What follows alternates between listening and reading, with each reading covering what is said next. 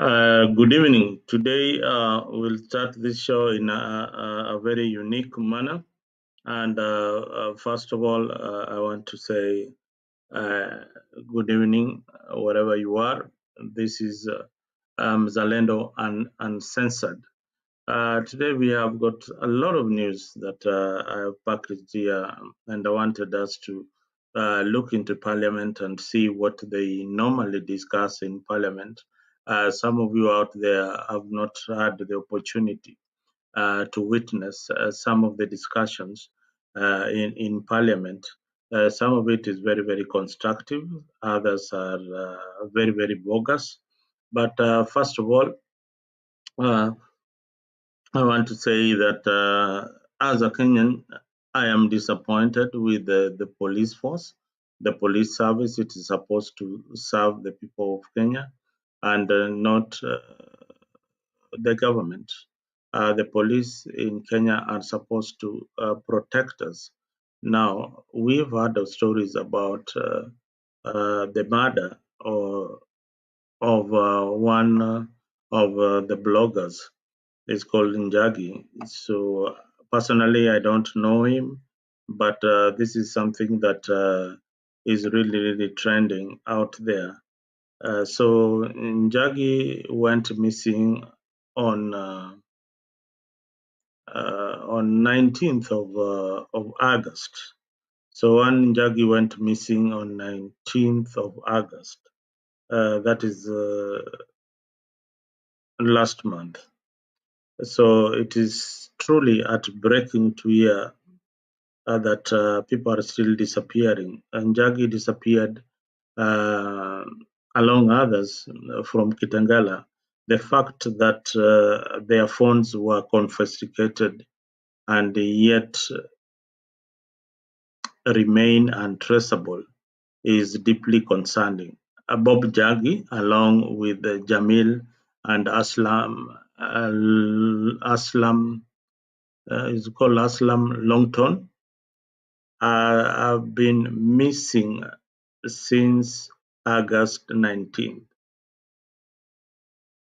Since August 19th, despite court orders, the Inspector General, which the story I carried here just the other day, the Inspector General has been given summons to appear in court and he has refused. And the reason why he refused is because of this case. He doesn't want to answer questions on this particular matter. Perhaps they should just give us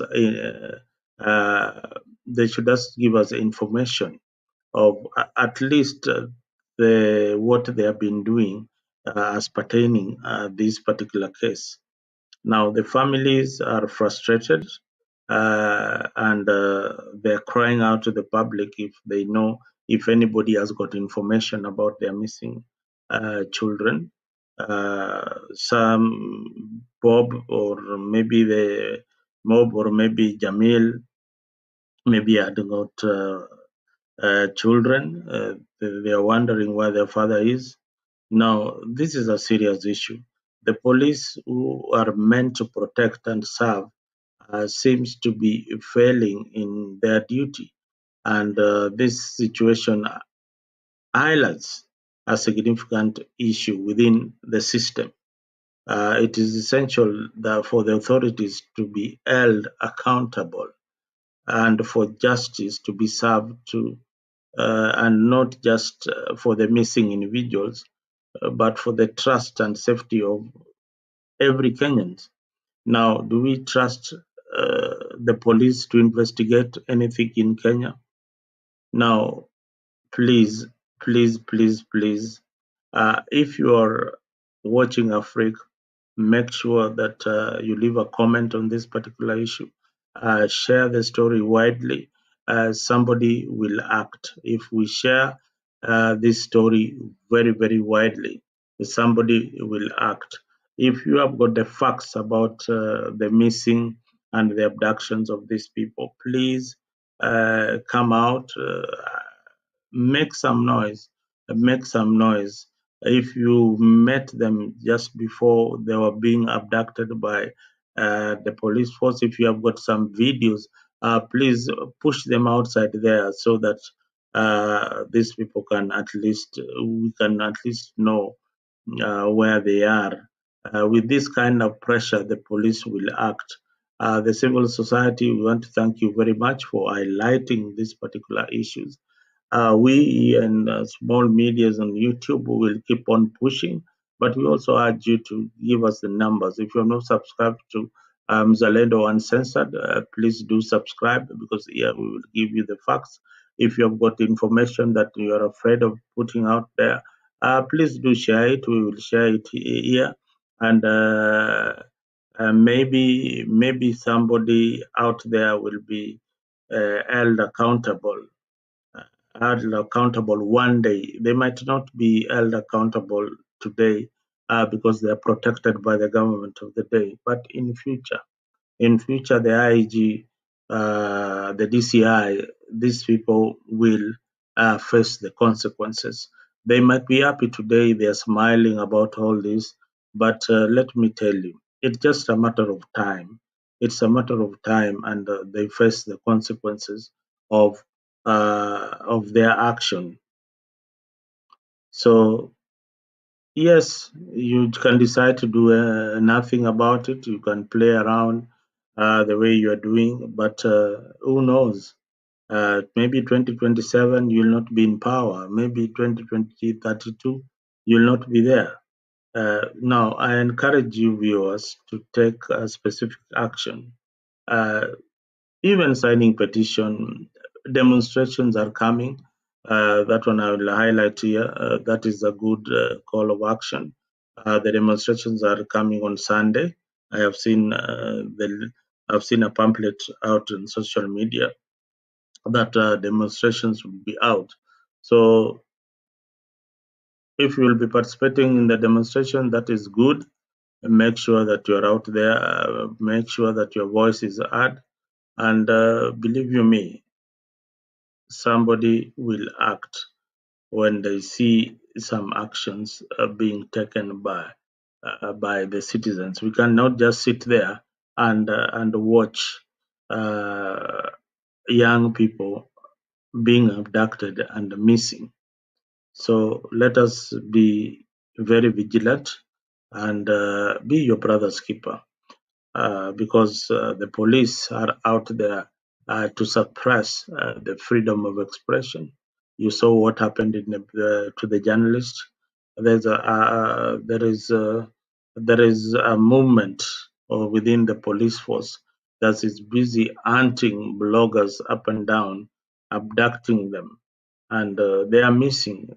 Some of them, their bodies have been found, and maybe within a few days you'll see these boys resurfacing somewhere after a lot of pressure. But let us keep on putting pressure on the government of William Ruto to ensure that there is some law and order and sanity within the police force. The police that are not doing their job, please uh,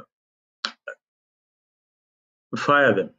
If you can't fire them, then I'm sorry, Mr. President. These are people who are going to cost you the elections in 2027. And if UDA or Kenya Kwanza thinks that they are invisible, the people of Kenya are watching. You just watch what the Gen Zs could do. It is not over yet. These are young people who are being abducted, and yet the government is not coming clean. We have not seen any police officers facing the law. None of the police officer has been arrested following the killing of protesters. Nobody, not even the political parties are pursuing. Now, the other political party that was on the side of the people, ODM, is now in the government. They no longer really care about the people. So we Kenyans, you are on your own. We have to do what is necessary to push the government to act on some of these issues. Otherwise, let me leave you with what is happening in Parliament. But before that, there is a new tax that has been introduced in Kenya. If you didn't know that kuanzia lini you'll be paying some tax ukienda if you buy mboga from the mama mboga. I understand now there is a tax, or you can even be charged. You know, this is what is happening in Kenya now. Buying groceries from unlicensed mama mboga is now prohibited.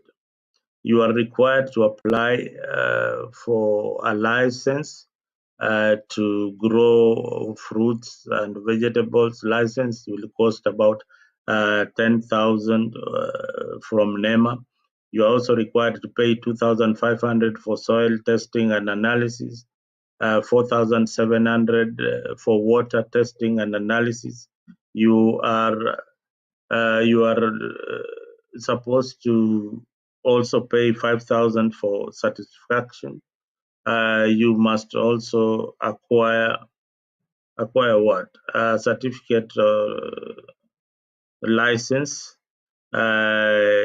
You risk a jail term or for buying mboga from a licensed farmers to undergo the first and training for 2 years and kit at 15K. Boss, this government is out to make sure that they get every little penny from the people. Now, this is very very sad. If you're watching Africa 24, this is Mzalendo. Please join me in this kind of conversation so that we highlight what is happening in the political scene and the issues that are affecting every other Kenyan. I have put the link out there for you to join. You can join me anytime now so that we discuss this issue. But I'll also leave you with what transpired in Parliament in case you missed that session in Parliament. It was very, very explosive. Some of the issues were discussed.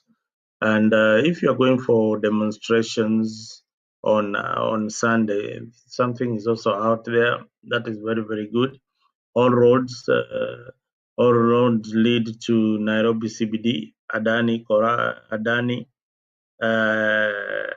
corruption.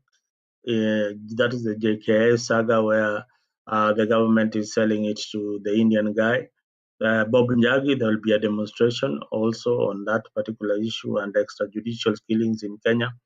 Kware victim justice, the people of Kware need justice. That they will also be participating in the demonstration. And police brutality, that one has been with us for forever. Postal cooperation scandal, there will be also people highlighting what is happening in the scandal of the postal cooperation. Stall projects, Morara will be there to emphasize on the stalled government projects. And Rasa People's Massacre, I saw that issue in Parliament. I think Senator Kajuang, although I don't agree with him in most cases, but this one I really like what he presented in the house. So I'll leave you with that videos in Parliament so that you can watch and analyze what your legislator is doing in the house. Sometimes we do talk, but sometimes we need to give them time and listen to our legislators what they are saying and analyze their statement as they speak. Otherwise, make sure that you join the demonstrations come this Sunday.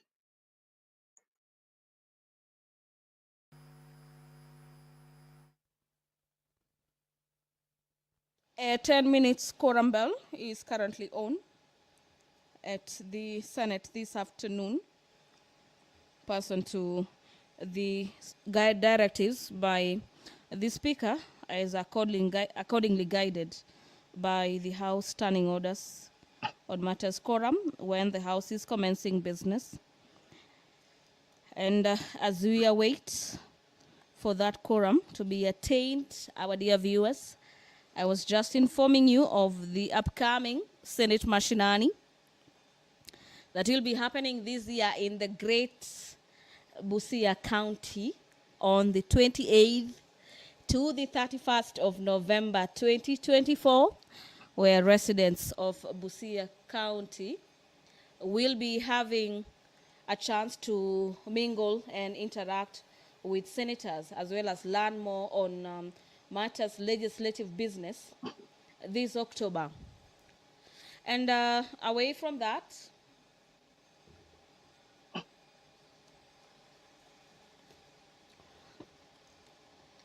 about 32 reports from the Office of the Auditor General are set to be tabled this afternoon. The senator for Kiambu County will be seeking to have the House consider his motion this afternoon. The motion is in regards to the consolidation of bursary funds for equitable access to education in Kenya. The mover of this motion notes that aware that pursuant to Article 53 of the Constitution, every child in Kenya is entitled to free and compulsory education, and the Basic Education Act provides that basic education should be guided by the principles such as equitable access to all youth and equal access to education, as well as matters institution. And further noting that over the years, various interventions have been made, including the issuance of bursaries through the National Government Constituency Development Fund, popularly known as NGCDF, the National Government Affirmative Action Fund, NGAF, the Ministry of Education, and the county governments through various county bursary funds. The move of the motion is concerned that despite these efforts, school fees remains unaffordable for many parents, and the allocation of bursaries has been plagued by matters nepotism, favorism, political manipulation, and that there is lack of transparency and accountability. Further, concerned that the public learning institutions, primarily funded by the government through the Ministry of Education, and in the financial year 2024-2025, approximately 656 billion shillings has been allocated to matters the education sector. Now, therefore, the Senate urges the Minister of Education to do a number of things. There are three in number. One is to audit the funds allocated to bursaries by both the national government and the county governments. Two, the Ministry of Education do consolidate the funds distributed by various government entities and agencies with the aim of directing that these funds that be directly sent to schools as supplementary capitation to facilitate the achievement of free secondary education. And finally, to calculate the cost of education per learner and make this information public for primary, secondary, as well as tertiary institutions, including a detailed breakdown on the annual financial requirements of each student across the country.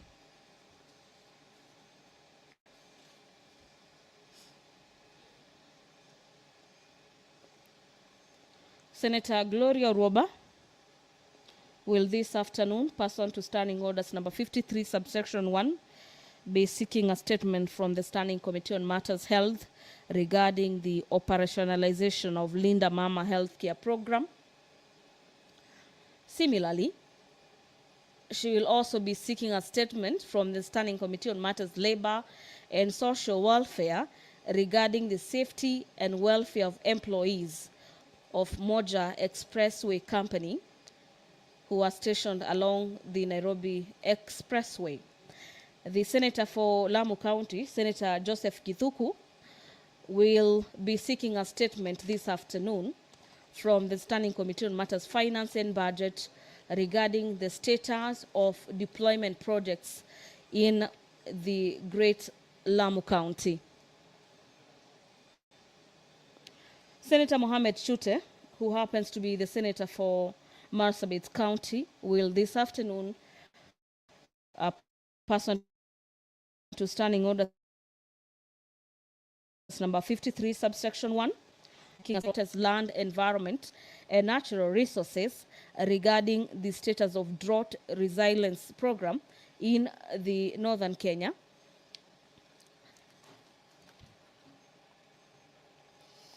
We have quorum now. You proceed to call out the first one.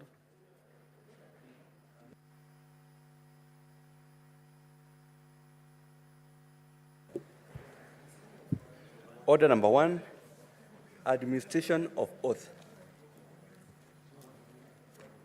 Order number 2, communication from the chair. On the senators. Honorable senators, we have a visiting delegation from the County Assembly of Baringo, which is visiting the Senate. Honorable senators, I would like to acknowledge the presence in the Speaker's Gallery this afternoon of a delegation from the County Assembly of Baringo. The delegation comprised of 20 clerk assistants serving in the Directorate of Legislative and Committee Services. The delegation is undertaking a training on lawmaking and procedural matters at the Center for Parliamentary Studies and Training, CPST. Honorable senators, in our short tradition of receiving and welcoming visitors to Parliament, I extend a warm welcome to the delegation, and on behalf of the Senate and my own behalf, wish them a fruitful visit. I thank you.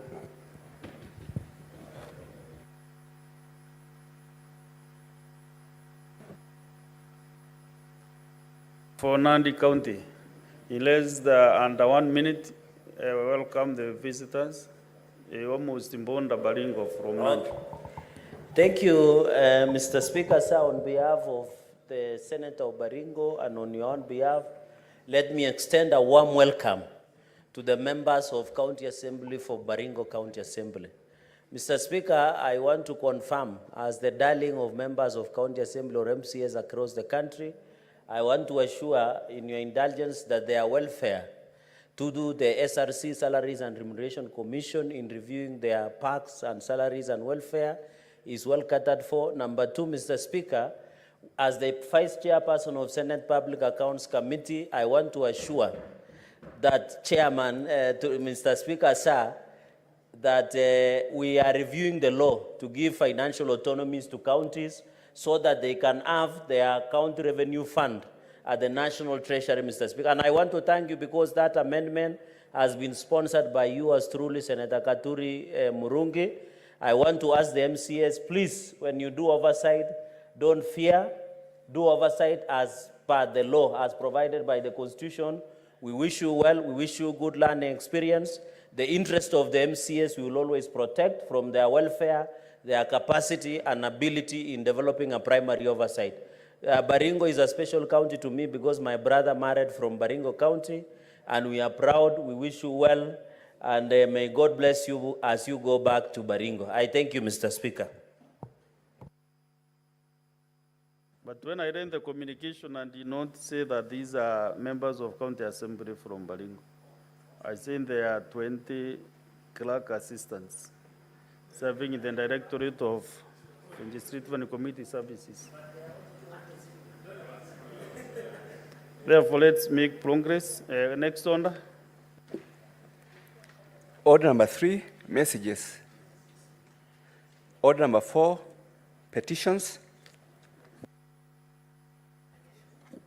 Okay. Next order.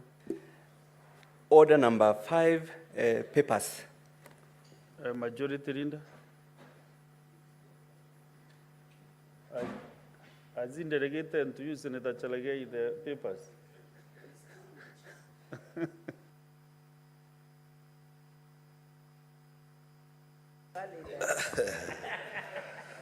Mr. Speaker,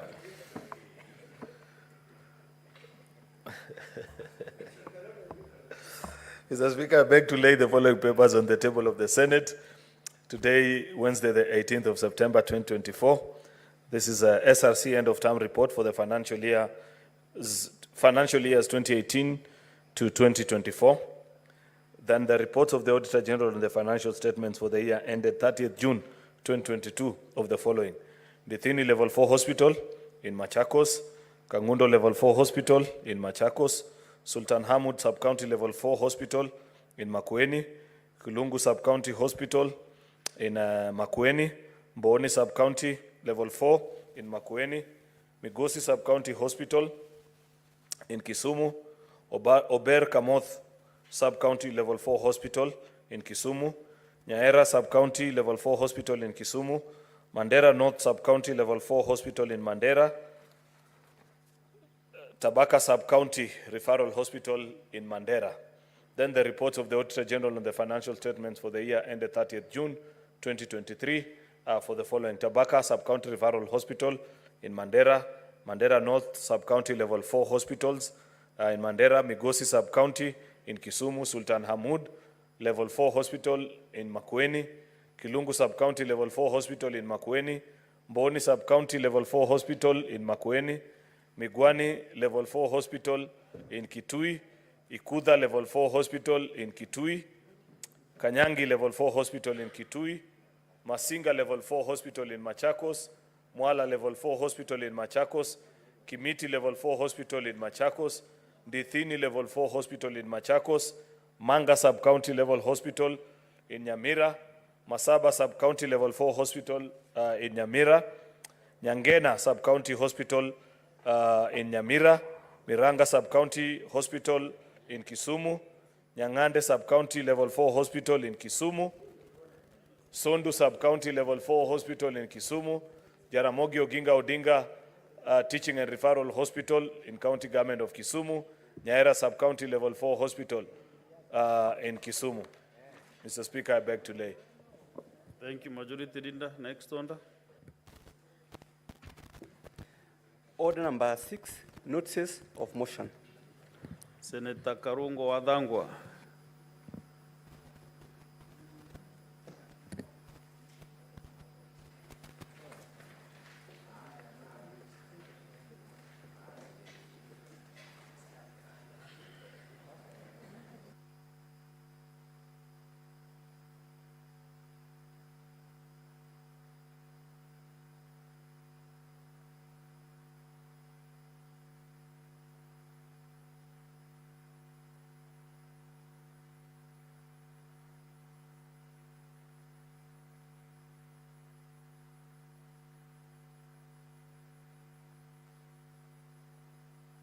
Give Senator Karungo the mic.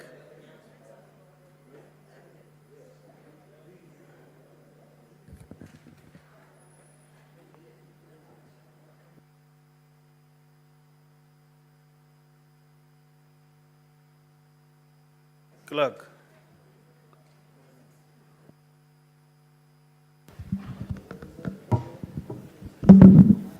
Thank you very much, Mr. Speaker.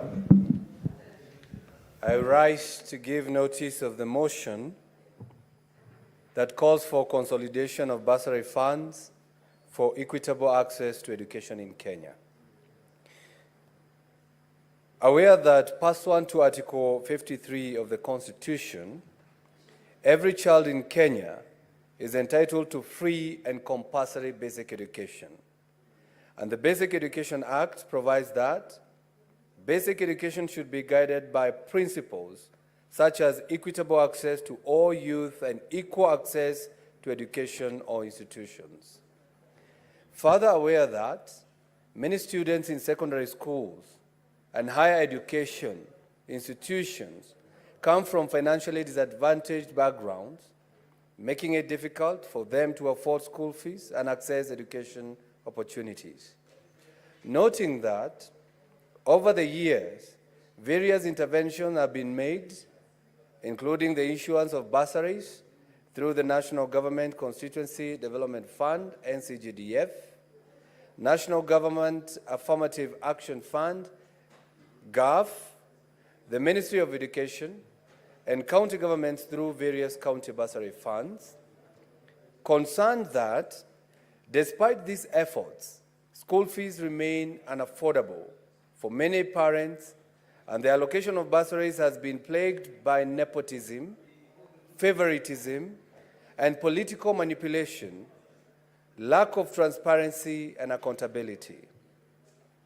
Further concerned that public learning institutions are primarily funded by the government through the Ministry of Education, and in the financial year 2024-2025, approximately Kenya shillings 656 billion was allocated to the education sector, making it difficult to ascertain the specific funds granted to each student, and that the lack of transparency in the disbursement of bursaries from various agencies, making it difficult to determine the total amount allocated in a financial year, thus hindering efforts to ensure equitable access to education for financially disadvantaged students. Now, therefore, the Senate urges the Ministry of Education to, 1, audit the funds allocated to bursaries by both the national government and county governments.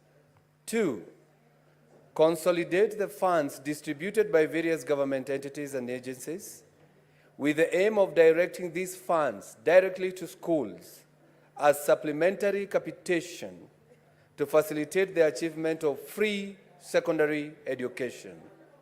And 3, calculate the cost of education per learner and make this information public for primary, secondary, and tertiary institutions, including a detailed breakdown of the annual financial requirements for each student across the country. Mr. Speaker, I give notice. Very well.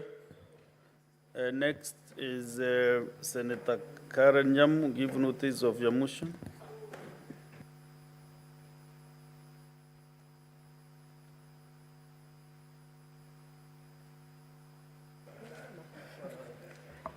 Thank you, Mr. Speaker.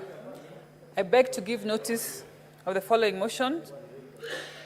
Aware that schools play a crucial role in shaping the future of our children and providing a safe environment for learning, conscious that personal growth is vital and that safety within schools is a fundamental right of every student, teacher, and other workers, and that safety is critical in improving the overall quality of education. Further aware that many schools, particularly in rural and marginalized areas, lack the necessary resources and expertise to manage the safety risks effectively, which exposes students and staff to potential harm, noting that deploying dedicated safety officers in schools will significantly reduce risks, enhance preparedness, and provide immediate response capabilities during emergencies, and that first aid. Mr. Speaker, please ask my colleagues to consult in low tones. They are louder than me. Senator Kinyua and Senator Gerald. Proceed and don't address the members. I'm protecting you. Mr. Speaker, Senator Karen. Mr. Speaker, noting that You're protected. Mr. Speaker, noting that deploying dedicated safety officers in school will significantly reduce risks, enhance preparedness, and provide these trained safety officers will oversee safety protocols, provide first aid, conduct safety drills, ensure fire preparedness, manage emergency evacuation, and assist in addressing violence or other threats within school environment. Concerned that there have been increased incidents of insecurity, violence, accidents, and other safety challenges in both primary schools and secondary schools across the country. Now, therefore, the Senate urges the national government through the Ministry of Education to, 1, recruit and the areas to effectively deploy and utilize these safety officers. Mr. Speaker, I give notice. Thank you. Next order. Order number 7, questions and statements. We have several statements and standing order 53-1. We start with Senator Mohamed Chute.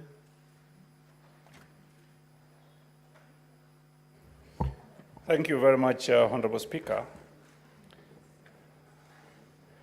Honorable Speaker, I'm requesting for a statement on the status of KFW-funded drought resilient program in northern Kenya. Mr. Speaker, sir, statement from the Standing Committee on Land, Environment and Natural Resources regarding the status of KFW Development Bank-funded drought resilient program in northern Kenya. In the statement, the committee should, 1, provide a list of counties where KFW-funded drought resilient program in northern Kenya has been implemented, stating the commencement date, planned implementation period, and the number of project clusters in each county. Number 2, disclose the total amount of money allocated for the full implementation of the program, specifying whether these funds by German-based KFW Development Bank have been given to the government as a grant or as a loan. Number 3, Honorable Speaker, provide details of budgets for the first, second, and third annual investment plan, which is AIP1, AIP2, and AIP3, indicating the respective contribution of the national and the county governments. Number 4, provide details of all projects under DRP and K, including the respective cost of each project, whether the project have been initiated, completed, or tendered, but not yet commenced, and clarifying whether public participation has been conducted for each project. Finally, number 5, Honorable Speaker, state the duration of costs of the contract for consultancy services awarded to GOPA, G-O-P-A, Worldwide Consultants, indicating total amount paid to the company so far. Thank you, Honorable Speaker. Next is Senator Joyce Korir.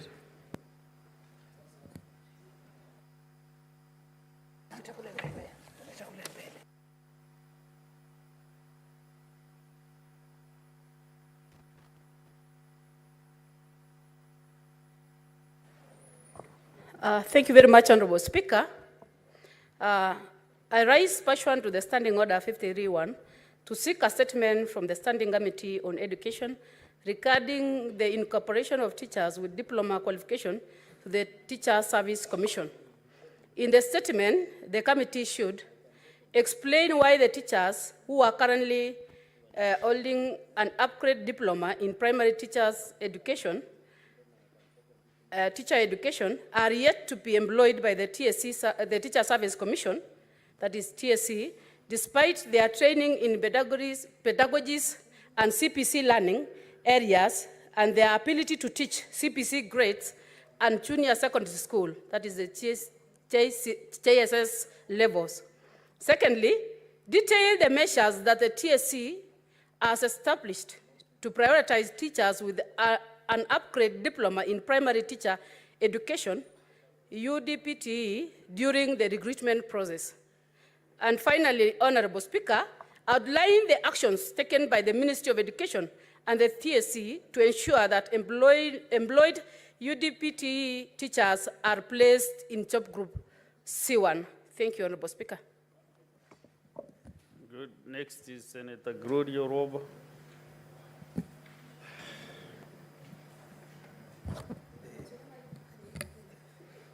Thank you, Mr. Speaker. I rise pursuant to Standing Order 53-1 to seek a statement from the Standing Committee on Health, regarding the status and implementation of the Linda Mama Healthcare Program.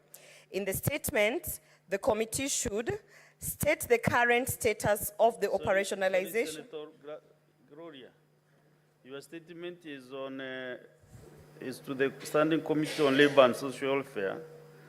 I have two statements. And of employees. I have two statements on 53-1. On this, on There are two on the the other paper. paper.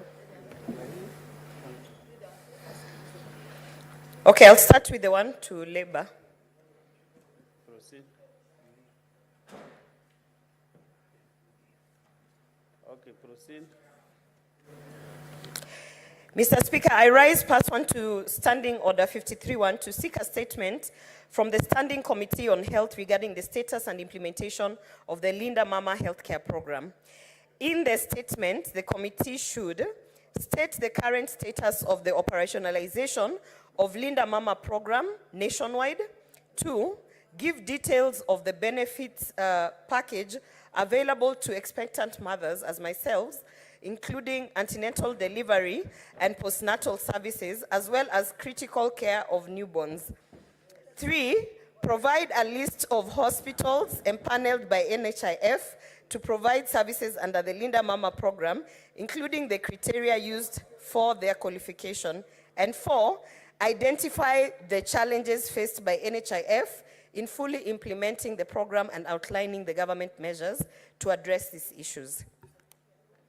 Mr. Speaker, I have a second statement on 53-1. But Senator Roba, why are you handling issues that are not on your statement? Because I'm looking at the statement and I cannot see where you have indicated like yourself.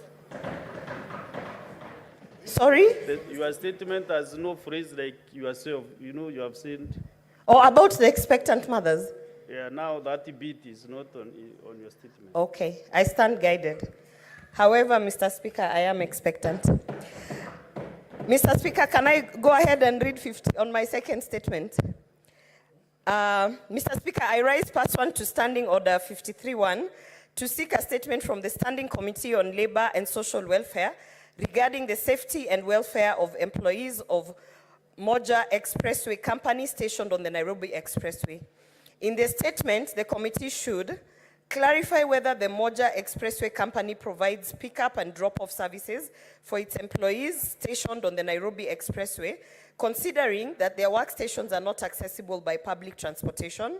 2, state the alternative means used by the employees to access the workstations. 3, outline the steps taken by the company to ensure its employees have access to safe and convenient means of transport to and from work.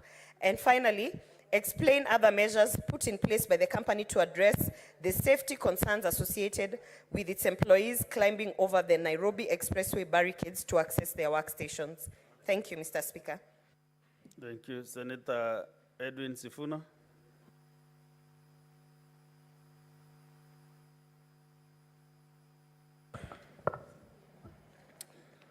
Mr. Speaker, I rise pursuant to Standing Order 53-1 to seek a statement from the Standing Committee on National Security, Defense and Foreign Relations on the alleged kidnap of a Kenyan truck driver, Ms. Florence Wanza Munyao, in the Democratic Republic of Congo on the 27th of August, 2024.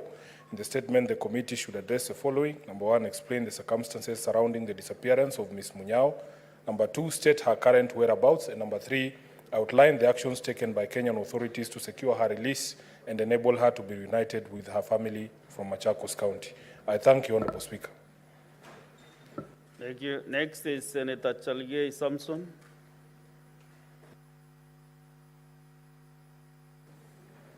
Thank you, Mr. Speaker, sir.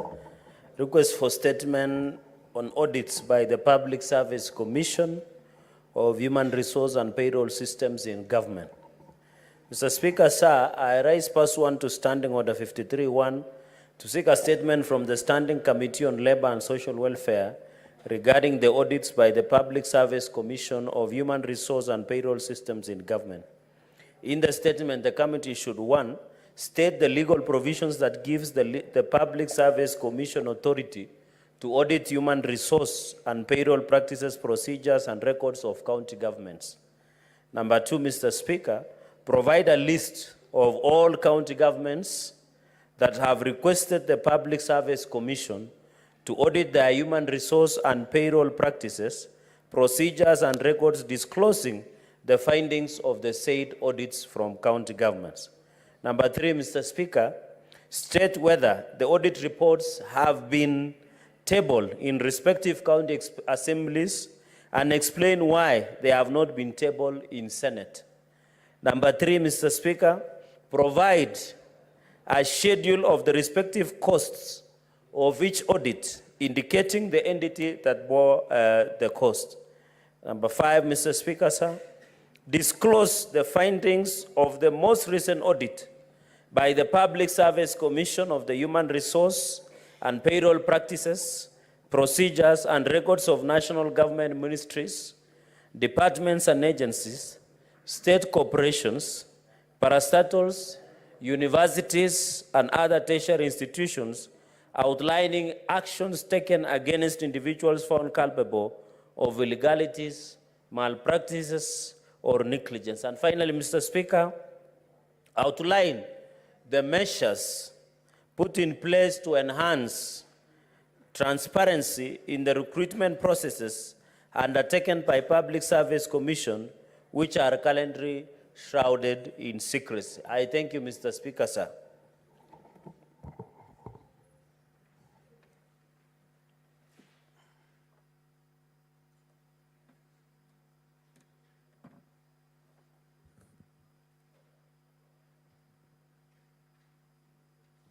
Just a minute, I'll listen to you. Just a minute.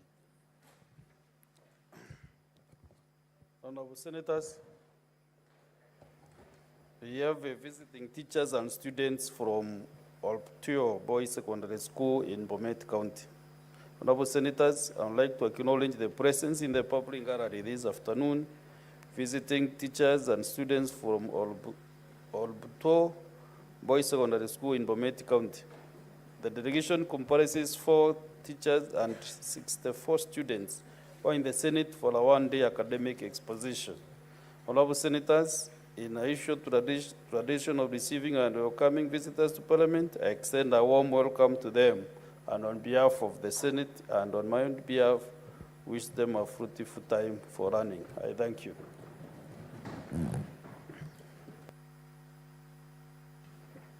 The senator from Bomet County is not allowed. Bomet Mbundas Kericho. So majority leader, welcome these great boys from Bomet County.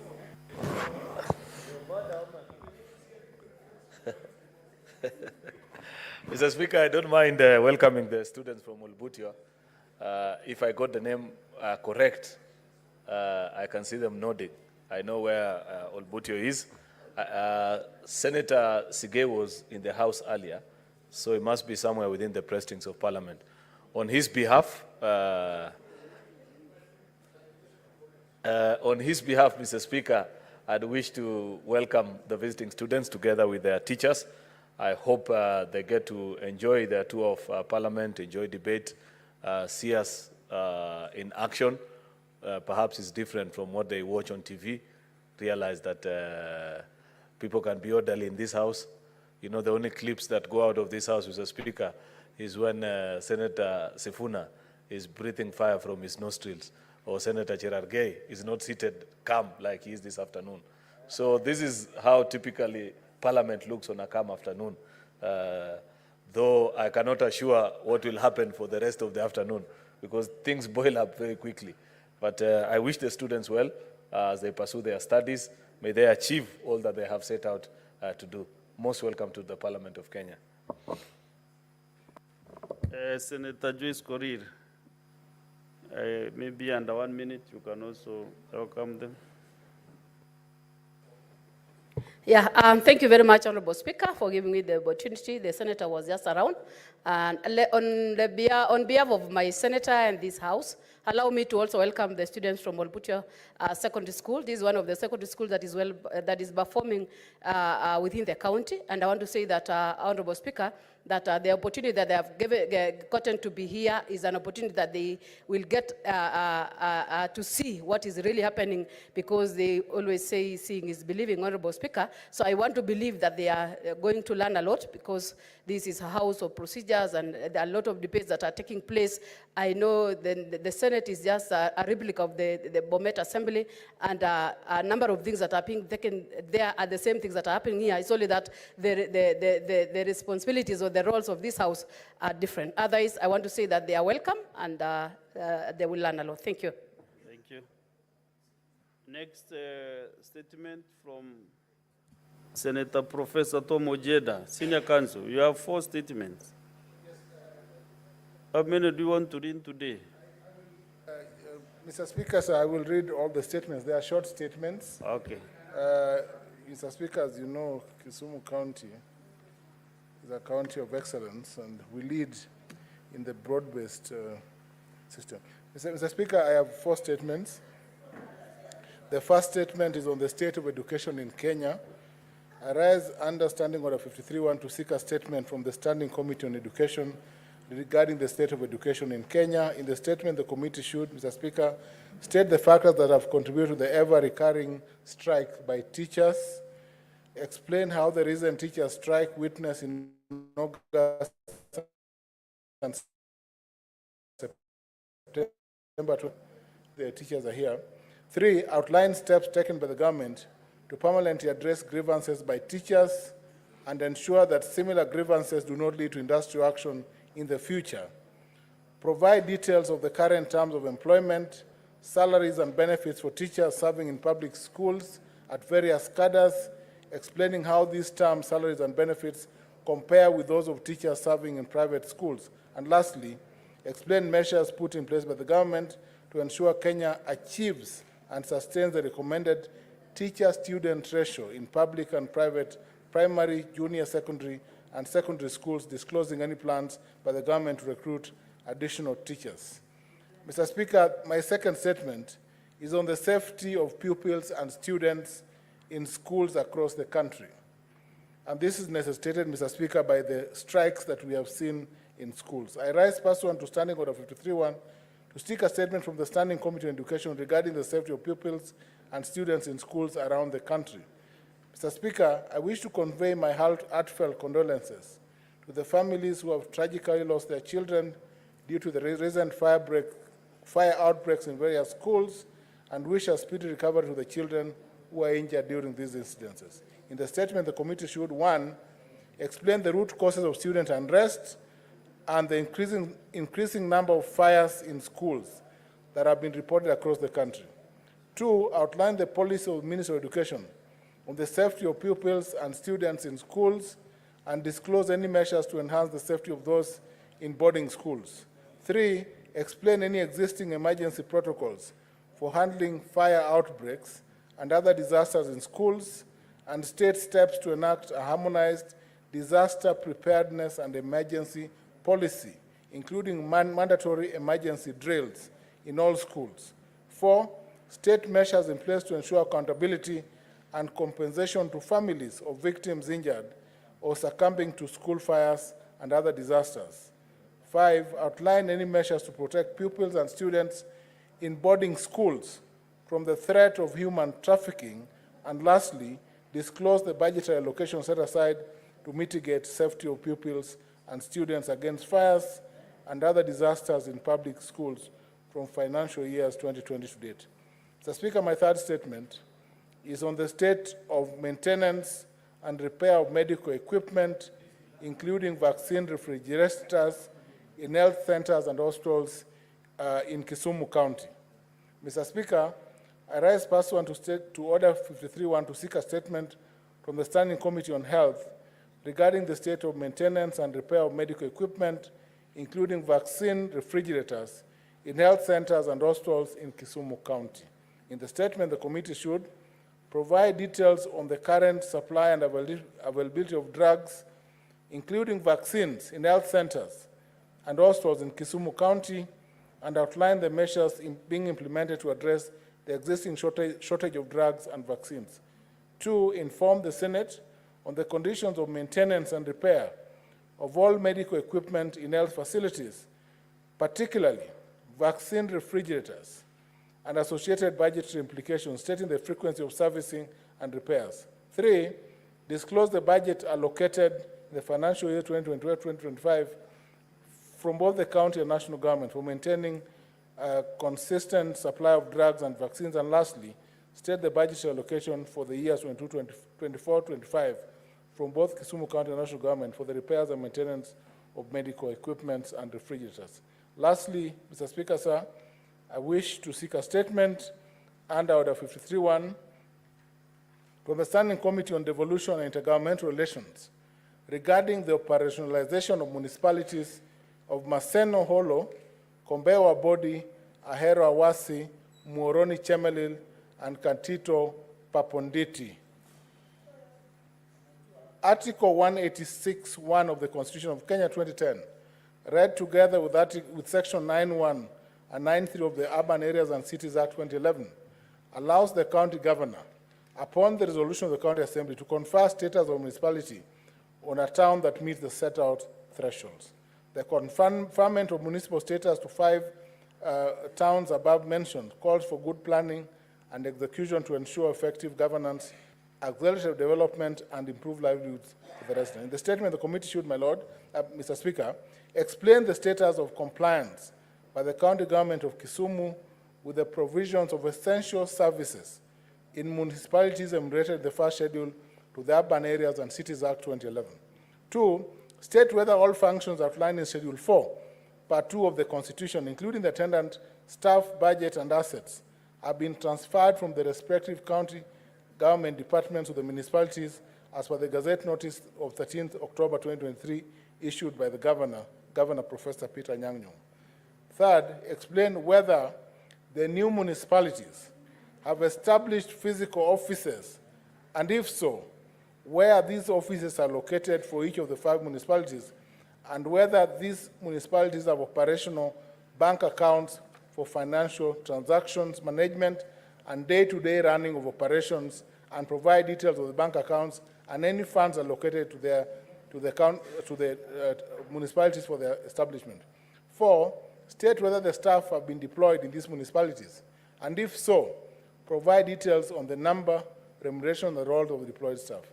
5, explain whether these municipalities have established management boards and outline the number of meetings that have been held by the boards since the establishment, providing any resolutions for such meetings and whether allowances have been paid to board members for the meetings held as prescribed. Lastly, outline the general terms of remuneration of the board members and elaborate whether such terms are similar to those of other boards within the county government and whether these terms meet the standards set out by the SRC guidelines. Thank you, Mr. Speaker. Very well. Next is Senator for Taita Taveta County, John Zumaruma.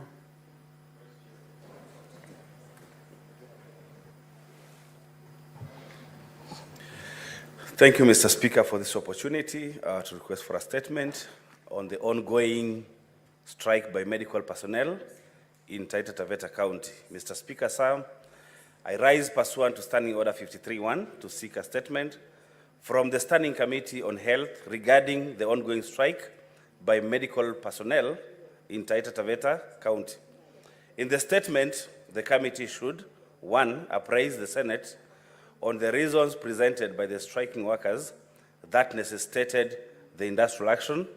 2, update the Senate on any measures taken by the county government of Taita Taveta to address the issues raised by the striking workers before commencement of their industrial action. 3, inform the Senate of the steps the county government is taking to resolve the strike. And finally, provide an account of the number of casualties in the 4 sub-counties resulting from this industrial action, which could have been avoided had the strike not occurred. I thank you, Mr. Speaker. Good. The next is a statement by Senator Forum, Senator Joseph Kiduku. He is not present. That statement is dropped. The other one is the statement from the Senator for Kisii County, Senator Richard Onyonka. Also, the statement is dropped.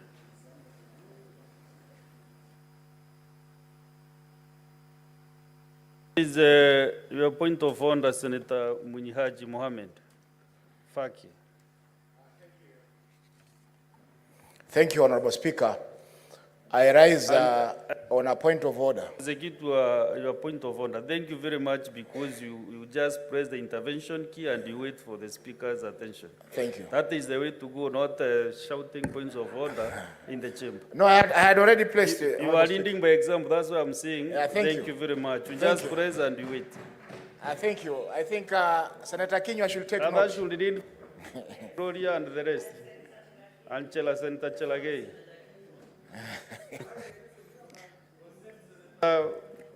Thank you, Mr. Speaker, sir. I rise on a point of order to seek your guidance on an issue that is affecting the House generally. And this is with regard to our committee work. Most of the committees, Honorable Speaker, are experiencing a lot of quorum issues. Members appear to be a bit disenchanted, and therefore it is very difficult for the chairs of those committees to be able to prosecute the matters that are before those committees. Mr. Speaker, this has been mainly been necessitated by the fact that so far we have not been able to know from our committee chairs what are the budgets of our respective committees. We have already done a quarter of the financial year, July, August, September, and so far there has been no movement at all. There are reports that are waiting to be concluded. There are public participation activities that needs to be done, and all this will require members to volunteer and attend those meetings, Mr. Chair, Mr. Speaker. Therefore, I wanted to propose, Mr. Speaker, that we hold a kamkunji so that these issues can be discussed in plenary by all the members, and members also and the chairs of those committees. I know you chair the liaison committee, but maybe liaison may not be pushing strong enough so that the interests of those chairs that you preside over can be taken care of. The second issue, Honorable Speaker, is the fact that we have information that the Senate had pending bills of about 450 million in the last financial year. We need to know as a Senate, because you know, the Senate, in my 7 years in this House, I know there's a budget that comes from the Parliamentary Service Commission to the Senate. Now that budget, when it comes to it arrives at the Senate, who now budgets that money? And who amongst the members here makes a decision on how that money is supposed to be used? Because I know we as members are accountable to our people. So what clarification are you seeking from the chair? The clarification I'm seeking, Chair, is that we need to have a kamkunji as soon as possible. In fact, this kamkunji should have been done before we opened the House yesterday, so that members can be briefed on what is happening, so that committees can be vibrant again. Most of the committees that are taking issues, they are taking issues out of public limelight so that they can get that mileage or in the press. But in reality, most of the committees are struggling in terms of budget, in terms of quorum. And this cannot, because most of our business is transacted through committees. And if the committees are not meeting, then it means we'll only be coming here to... Your point is made, Senator Mohamed Faki. I've heard you. Thank you, Honorable Speaker. And I'll give guidance on that particular matter. Thank you.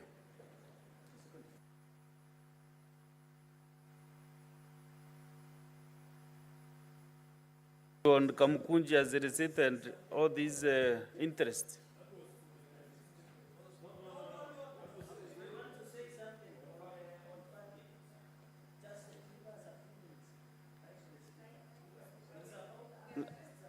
Now I'm not able to differentiate on what issues the members want to contribute here. I want to give just to...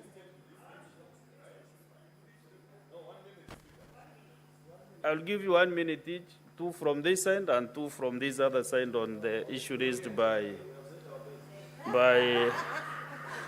Senator Mohamed Ifak. And then we are going to give a few, maybe 20 or so minutes for the statements. Senator Gloria. Thank you, Speaker. I'm glad that Senator Faki has brought this issue up.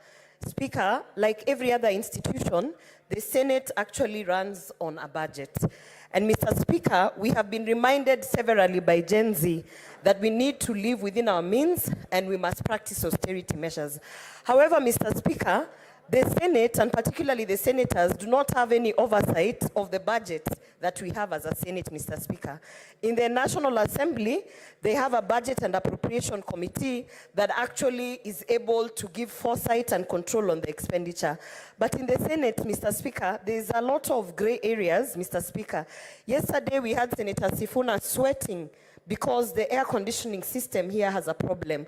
This morning, Mr. Speaker, we could barely hear the Minister for Roads because our sound system here doesn't work. However, Mr. Speaker, for some very weird reason, we are prioritizing the purchases of red carpets, hanging lights, and all sorts of other things, Mr. Speaker. As we speak, I can tell you, Mr. Speaker, we really do not have oversight of even on basic things such as travel, Mr. Speaker. And we just are asking, as a House of Oversight, Mr. Speaker, if we can be allowed to see the money that has been appropriated to Senate and how we can be able to use that money with austerity measures, Mr. Speaker. And finally, just to conclude, Mr. Speaker, because I am not a chair. You have been at Senator Moses Kajwang.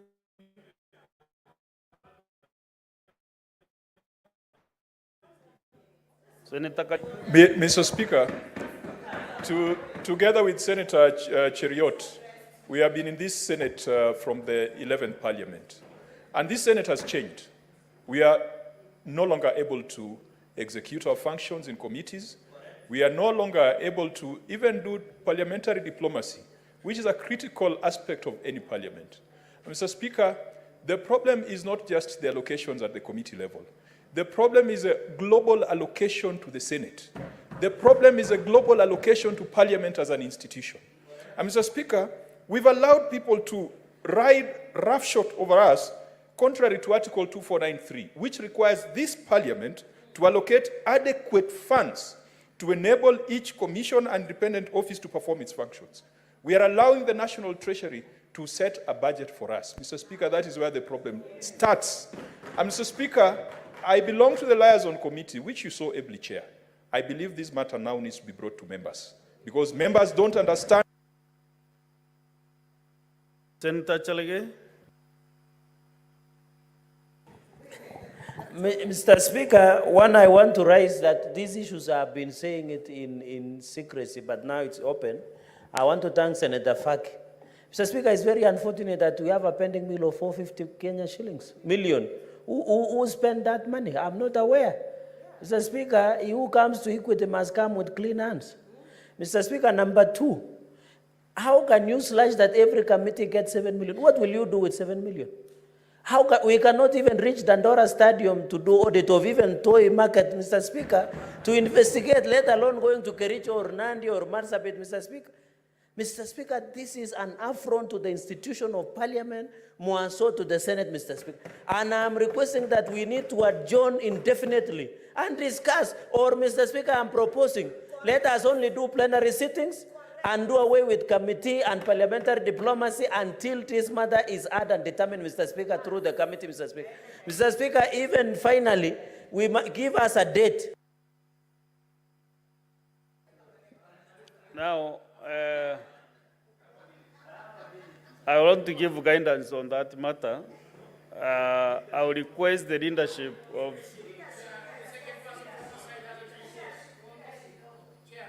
I want to give guidance, majority leader, since you will be able to mediate this matter and the minority leadership and the majority leadership. You preserve your comment so that you not be yeah, so I will request that both Onda, Senator Chalige. Onda. Majority Leader, I want to give you guidance now. And I don't know this bromance between you and Senator Gloria this afternoon is a bit worrying.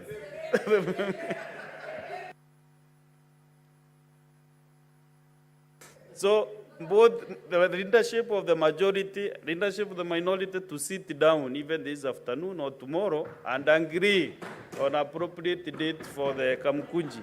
All parliaments actually are run through Kamkunjis because that is where we do housekeeping.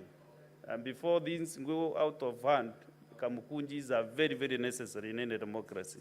So let's now get 20 minutes for comments, brief comments on the statements. And senators, make sure you don't give comments on your statement. Senator Sifuna. Honorable Chair, allow me to begin by commenting on the statement by Senator Gloria and take this opportunity to congratulate her. I think this is the first time in parliamentary history that a pregnancy announcement has been woven into a parliamentary question. And Chair, she did well to disclose because the question was on Linda Mama.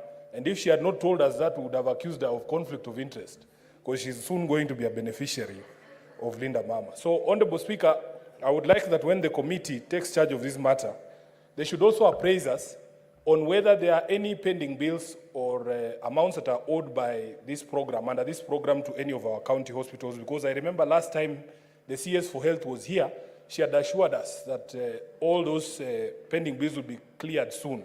So the committee should take charge of that. Number two, Honorable Chair, it is quite disturbing, and you can see the Senator of Kisumu has brought two questions on the state of education in the country, and if specifically even regarding the safety of pupils and students across the country. Of course, we continue to condole with our brothers and sisters who lost their young children at the Hillside and Russia School in Nyeri.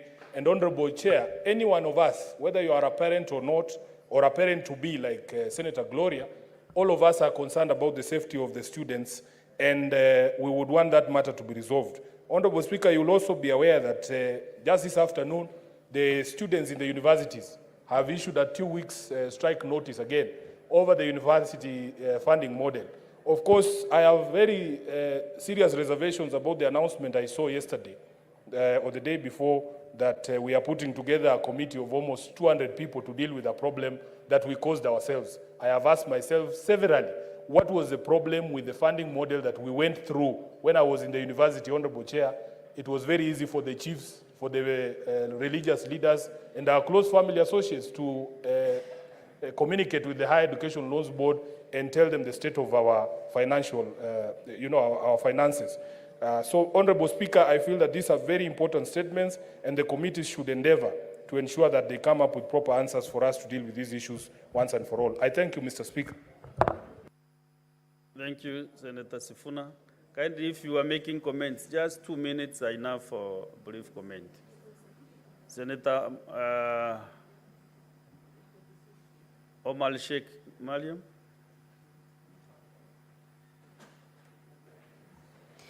Thank you, Mr. Speaker, for giving me this opportunity. Mr. Speaker, I also wanted to comment on the education, on the statement raised by Senator Kisumu. Mr. Speaker, where I am seated, Mr. Speaker, education system in Kenya is discriminative. I raised a statement concerning hijab in some public schools, in secondary schools, and still, up to now, they are not allowing Muslims ladies in school. That is Alliance Girls and Kenya High. Mr. Speaker, that statement is up to, I interrogated with the Ministry of Education, and the reason they give us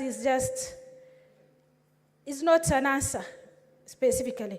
And on that, these both schools is public schools and is funded by taxpayers.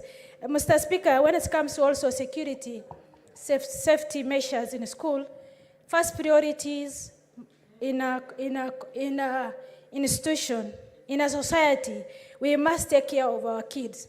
Last night when I saw in the news, there is a septic tank which has not been in school. The kids drop in and lost her life. Mr. Speaker, we need the Ministry of Education to take charge and inspect each schools, private schools and public schools, so that if it is not conducive for our kids, it must be closed. Thank you, Mr. Speaker. Senator Killed Njagi, are you commenting on the statements? I'll call you back. You said you'll call me back? Not you, Mr. Speaker. Thank you. Mr. Speaker, I'm commenting on this statement by Sifuna. Senator Sifuna, Nairobi, about Miss Florence Wanza Munyao, who has disappeared in Congo. She went as a driver. I understand the lorry is back here in Kenya, but the person is not here. And nobody seems to be knowing where she is. And so, Mr. Speaker, I'm wondering if the lorry is more important than a human being. Mr. Speaker, I would request the committee who the statement will be put to make sure that they do this one very fast. And Mr. Speaker, that's why we are saying that we need the Kamukunji very fast, because the committees has to continue with their job. At the committee level is where we senators do most of the work at the Senate. So without the committees working and functioning properly, the work of the Senate will be stuck. Mr. Speaker, I request and I beg the Committee of Security to take this matter very seriously, because the parents of Florence are having sleepless nights because they don't know where their daughter is. The other statement by the Senator of Kisumu about the fires in the schools. Mr. Speaker, when parents take their children to school, they take their children to school well and knowing that their children are safe and secure at school. But when these fires are there and children die, and even some disappear without being known where they've disappeared to, Mr. Speaker, it's very, very depressing for the parents to take a child to school and get back a dead person to come and bury. Mr. Speaker, this will worry a lot of parents, and maybe some of them will be even afraid of taking their children to school, because they'll be fearing that they might not come back. This is very devastating, and I ask the committee to take very hasty measures to make sure that they take the government to task, because even students must be given security. Even if it means policemen being employed and deployed to schools for the security of these children, it's important, because they are helpless, they cannot protect themselves. Thank you, Mr. Speaker. Next is Youth Leader, Senator Buru Oginga. Thank you, Mr. Speaker, sir. Mr. Speaker, sir, I want to comment on the statement sought by Senator Chute regarding the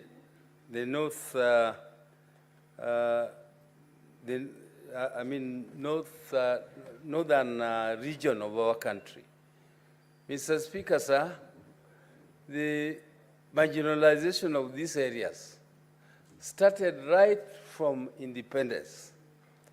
And at independence, Mr. Speaker, there was a sessional paper of 1965, which clearly stated that investments in development of our country will be based on returns, the highest return per shilling. And Mr. Speaker, sir, this was intended to develop only high potential areas of our country, those which were agriculturally viable, and marginalize the northeastern, which was looking as if it was not viable. But the soil there, Mr. Speaker, sir, is very fertile. Mr. Speaker, there are rivers passing through there. Mr. Speaker, sir, there are potential in the mineral resources underneath. And Mr. Speaker, the area has so much of the animal stocks, the animals, which can be taken.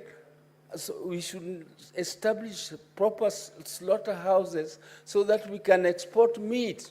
If you go to a country like Botswana, it is a dry country, but they are very rich because they are exporting their meat to Middle Eastern countries. Mr. Speaker, therefore, it is important that the committee investigates this properly and we must find ways and means of empowering the people of North. There was no investment at all, Mr. Speaker, until just a few years ago, when all these organizations called Drought Watch are being established, ASOL and so on, ministries. These ones are now just a small drop in the ocean because they were ignored for many years. There were no roads, there were no dams, there was no electricity. Up to now, big cities are still using generators to get power. So, Mr. Speaker, I think we should increase efforts to make sure that we also benefit from this very rich region, which has a lot of resources, both underneath and very rich soils. We need to establish dams and good roads and electricity so that these people, the resources there can be exploited, and we need not have poverty there. So I support the statement sought by Honorable Chute. Let the committee investigate properly. Thank you, Mr. Speaker. Thank you. I'm wondering, I'm not able to tell exactly. The senators left on my screen are the ones who were agitating for Kamukunji. Are you still on Kamukunji business or you want to make comments? Okay, Senator Oroba.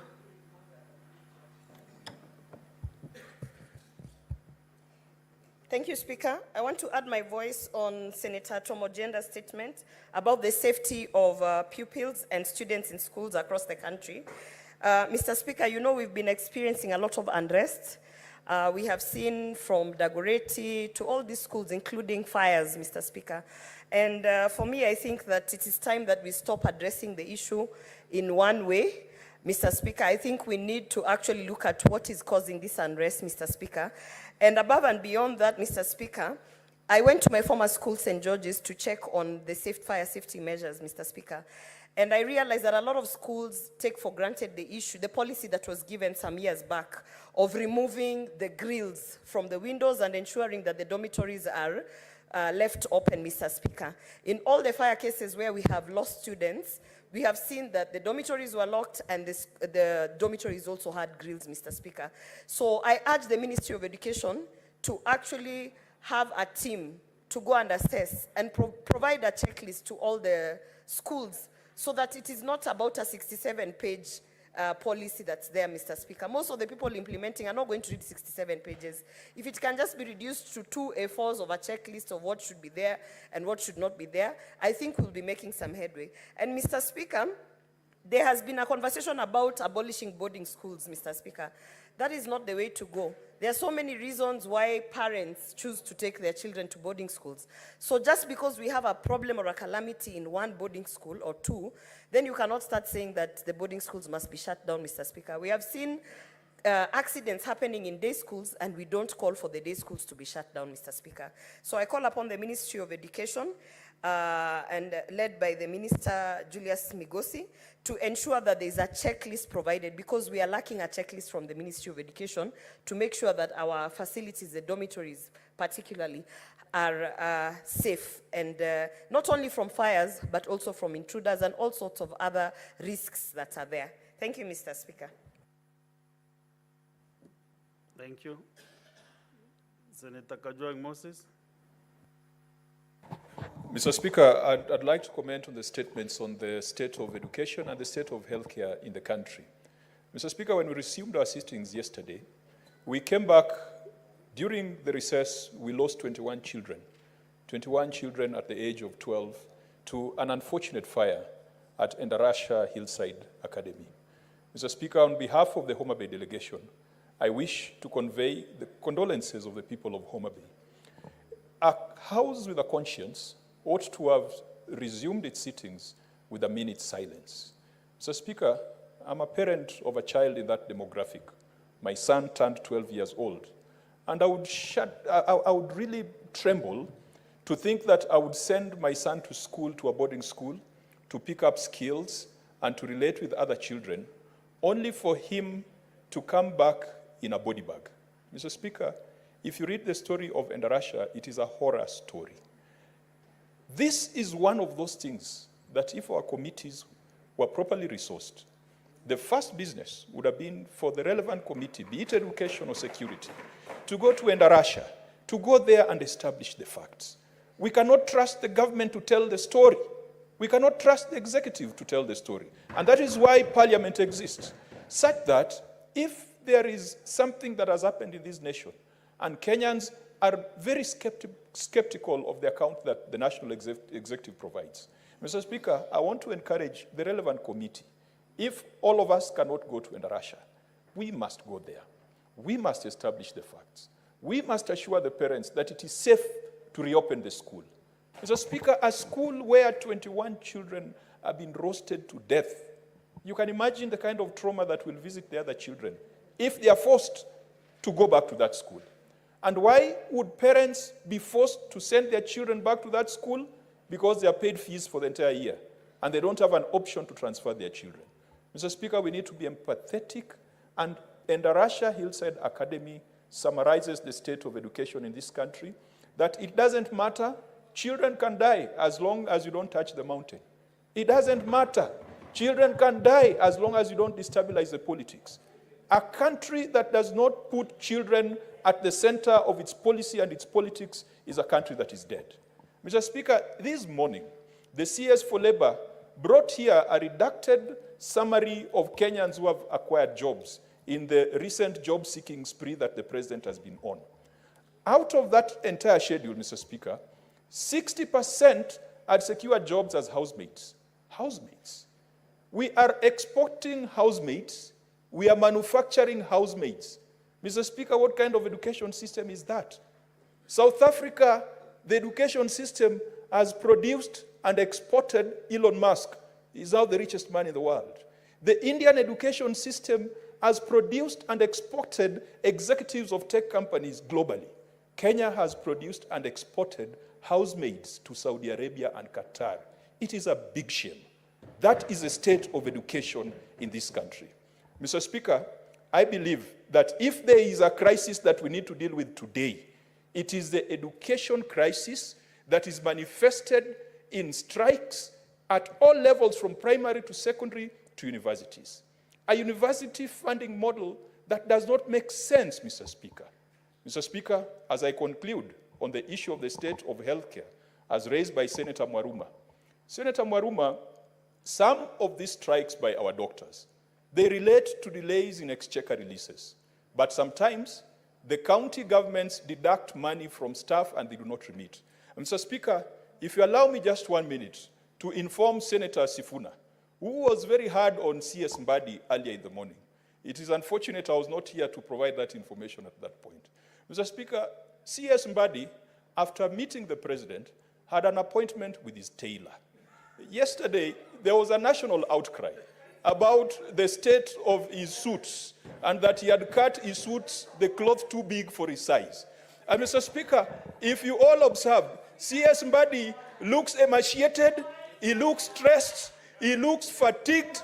Mr. Speaker, we should all pray for CS Mbadi so that his suits can fit him again. We donated him when he was in good health. We donated him when his suits could fit him. In only 2 weeks, Mr. Speaker, CS Mbadi, yes, the suits cannot fit because of the state of the economy. Senator Gloria, what is your Please give us back our Mbadi. Mr. Speaker, I am an amateur at this house. My point of order is on 101. And I have been learning through these senators on how to conduct myself in this house, a house of procedure, a house of rules, a house of mature people, Mr. Speaker. It is very saddening. 101, kindly refer to your standing order 101. Proceed. Mr. Speaker, let me... Point of yes, order. Mr. Don't Speaker, the it is very sad when some of us, young people, come here and we observe these other senators breaking the rules, acting misleading, acting very immature, Mr. Speaker, to come to the point of coming to discuss a cabinet secretary's dress code, a man discussing the dress code of another man in chambers, Mr. Speaker. It is shocking, Mr. Speaker. And Mr. Speaker, I want to also say, just allow me to conclude by saying, I wish had Senator Tom Ojen, had Senator Kajwang, if he stood up to tell us that now, after his very extensive point of who we are exporting, Mr. Speaker, and by the way, housemaids are not, kazi ni kazi, Mr. Speaker. All jobs are dignified. I wish that this senator stood and said that the cabinet secretary was busy working and creating more jobs of engineers also, but he has come to discuss the dress code of another man, Mr. Speaker. We need to, first of all, investigate the intention and the interest of Senator Kajwang to discuss and looking at other men and discussing their dress code, Mr. Speaker. That's good enough. Mr. Speaker, it is very strange. As a woman, it is very strange that I come here. He should apologize. As women, we are not complaining. As women who are looking at this cabinet secretary and his dress code, we are not complaining. What is Senator Kajwang looking for in the dress code of our cabinet secretary, Mr. Speaker? He must withdraw and apologize. Withdraw, and that is a dignified cabinet. You know, when the chair talks to you, Senator Gloria, you should just listen and pause. And you did the cracks in front of me. When I call, a chair calls a member, you should just switch off the mic so that they can listen to the message that I want to convey. Next is Senator Chalge.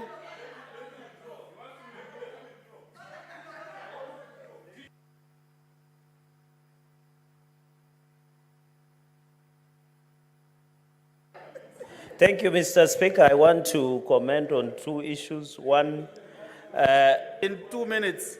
Okay, 2 minutes, just on two statements. I'm not going outside what is happening. Don't worry. Mr. Speaker, on the issue of state of education, I think I want to appeal to university students.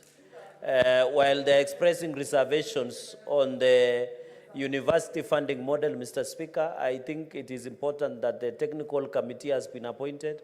I want to appeal to students from universities to present and propose the university funding model for review, Mr. Speaker.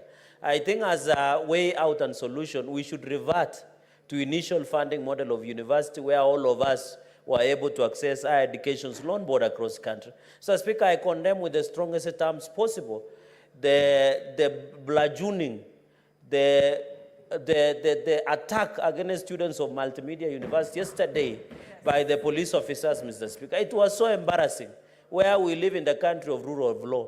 But I have law opinion because the acting Inspector General of Police, Bwana Masengeli, is a fugitive of justice. And that shows bad on the police. Mr. Speaker, I have been a victim of police brutality and harassment. I will not allow any other Kenyan to go through what I have undergone, Mr. Speaker. I was arrested naked on 14 April 2022 in my bed. Mr. Speaker, if I was at a certain age, Mr. Speaker, if I was at a certain age, I would have cursed those police officers, Mr. Speaker. If I was beyond 80 in my culture, Mr. Speaker, when you see, a person who's 80 years and above, I would have cast, and Senator Lebanon would have understood, Mr. Speaker. Mr. Speaker, on the issue of safety in schools, I want to pass my condolences, Mr. Speaker, to the Russia community, Mr. Speaker. The three gracious ladies are just yelling because you are arrested naked. I don't know what they saw amusing. Mr. Speaker, would they want to see me naked? Can I table, they can see me in camera so that I can.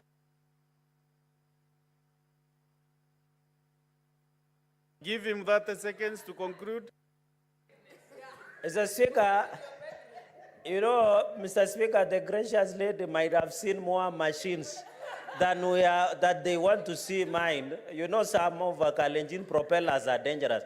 Mr. Speaker, in conclusion, I want to pass my condolences. Senator Chalagai, what are you referring at? No, they understood. If you see the excitement of Senator Karen, he understands what a Kalenjin propeller is, Mr. Speaker. So, on the issue of the Russia Academy, Mr. Speaker, I want to pass my condolences to the family, friends, and the community of Nyeri, Murima, Mr. Speaker, for the loss of 21 students. Mr. Speaker, the Ministry of Education should give us a proper guidelines on how school safety should be handled. I thank you, Mr. Speaker. Concluding the statement hour, maybe I want to give Senator Koiti Andrew and one more member from this side, then we conclude that. Mr. Speaker, sir, thank you for the opportunity to address this House. I'll contribute to the statement on our schools. The missing link or the elephant in the room is the way in which school inspectorate or the school inspectors have been sidelined. They have no budgets, they are not operational. So even if we pass these beautiful laws and regulations, there's nobody to enforce them. So we need the education sector to go back to a system whereby they had a robust department of school inspectors who could go around the schools like Senator Gloria did when she went to her former school and found that the grills were not well fixed, so that they can. You didn't clarify that. You just said you went to your school and I don't know what. So we need the school inspectors to come back and begin enforcing these regulations that we are passed and laws that are passed by this House to ensure the safety of our children. Also, apart from the school inspectors, we need to look at these private schools, and the public, the taxpayer must go back to funding and providing proper public education so that these private schools are not crowded. The idea that the government only collects taxes and provides no goods and services is anathema to the Republican nature of this state. Thank you. This, but not the last, Senator Mutinda.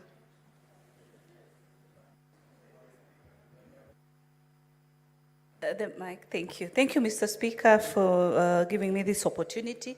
And I want to start by sincerely giving my very heartfelt, sincere condolences to the family and of the parents of Edarasha Primary School in Nyeri. But Mr. Speaker, we have a tendency whereby we bring matters before this House. And what we do not address is the timeline for when these issues should be given feedbacks. It is a high time that the Committee of Education, that I believe will handle this matter, to fasten and speed up, because we await and then you find that other issues are still cropping up. It is a high time also the County Director of Education for Nyeri, where this school is, should by now have given also his statement or a report as to what really transpired. I want to thank our President, Dr. William, whom we saw the other day when he was in the County of Nyeri, actually just this last weekend. And he committed to ensuring that he's going to support the school coming back to its status. But as far as my colleague Senator Mutata has mentioned, the inspectorate team should be able to give a report. It's one thing when funds are there, but what are the kind of standards that need to be adhered so that our kids are safe? We entrust our kids actually in these institutions. by the heads of these particular learning institutions. Learning institutions at some point in this country have become a commercial business, not adhering to the required standards of the Ministry of Education. The other day, we were even concerned in Nairobi, in the sides of Githurai, where we have a primary school, one classroom with over 80 students, yet the regulations are very clear that the maximum number should be up to 45. Kids are squeezed in there, yet the ministry is there, the people are being paid each and every month to ensure that they partake their roles, even if funds are not in place, but the person in charge should be able to ensure that in whatever time before the school.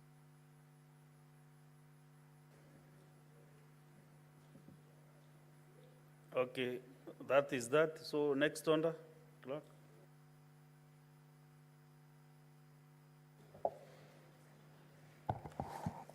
Order number 8, the County Government's Amendment Bill, Senate Bills number 39 of 2024, first reading. A bill for an act of parliament to amend the County Government's Act to provide for inter-county transfers of county public officers, the establishment of the County Public Service Board's consultative forum, and for connected purposes. Next order. Order number 9, the Labor Migration and Management number 2 Bill, Senate Bills number 42 of 2024. A bill for an act of parliament to provide for the first reading.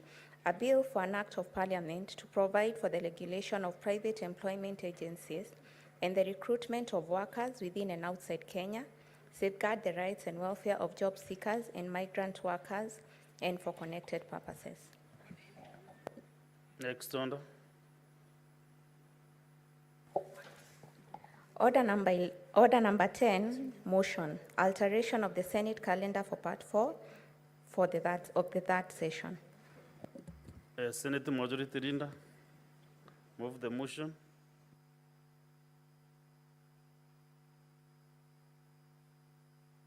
Mike, please. Thank you.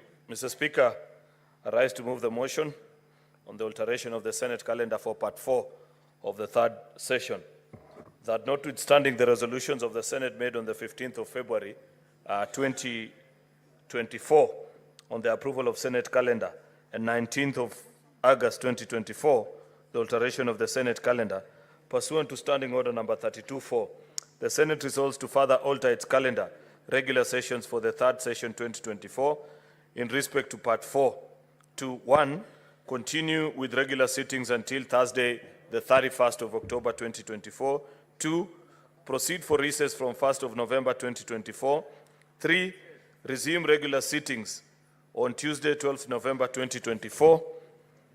Mr. Speaker, this is a decision that we reached at the SPC, alive to the fact of the next motion, actually, which we shall be speaking about in a few minutes, Mr. Speaker, of the Senate Mashinani program, which, as you are aware, Mr. Speaker, is scheduled to take next week in Busia.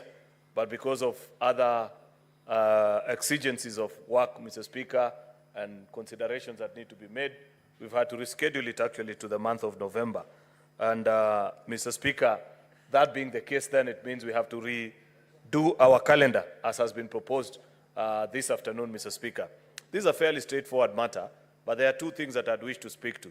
I didn't get a chance, Mr. Speaker, to speak when Senator Musa Faki spoke earlier on the need for members to show up in committee sittings. And I wish he had actually matched his word with his action, Mr. Speaker, by staying in the chamber long enough. One of the biggest tragedies of this current Senate, Mr. Speaker, and I must say this with a very heavy heart, Mr. Speaker, is that it is extremely empty on most afternoons, Mr. Speaker. I have never seen Parliament as empty as it is. Mr. Speaker, I am used to seeing a Senate where people debate, and not on points of orders, Mr. Speaker, on bills and legislation, Mr. Speaker. That practice has since long disappeared because people have become transactional. They come here, they issue statements, and disappear. In fact, Mr. Speaker, it's only that I don't want to name people. But if you see the number of people that bring statements to this house. Many afternoon, Mr. Speaker, they consider that to be legislative work. Then you wonder, who is going to process this statement, Mr. Speaker? If everybody was just to come, lay a statement and disappear. Why do people fight so hard to be elected to come to this house, Mr. Speaker, then leave your chairs to be empty? Mr. Speaker, we must also be serious as a legislature. I listened to people lament this afternoon, oh, this is not working, labor, I don't know education, I don't know the other. Mr. Speaker, begin first of all by transacting even that business in this house, Mr. Speaker. This is a premium platform, Mr. Speaker. Millions of Kenyans yearn for the opportunity to sit in the legislature of their republic, Mr. Speaker. I don't understand this new generation of legislators that we have in this current session, Mr. Speaker, that people show up at 2:30 and by 3:15 you cannot see them in the house. Mr. Speaker, I don't think that it is for lack of things to do, Mr. Speaker, that you find many. Look at the experience, for example, Senator Oburu, the youth leader, is serving his 7th term in Parliament, Mr. Speaker. We have a point of order from Senator Njagi Okech.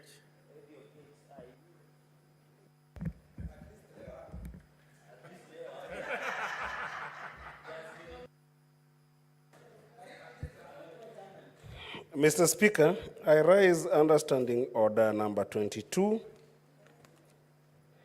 And I hope on this one, I want to wish the majority leader the courage to be able to check point of order number 22. And point of order number 23, Mr. Speaker. I do empathize, and Mr. Speaker, because they are very long-standing orders, allow me to speak to them without reading them because they are too long.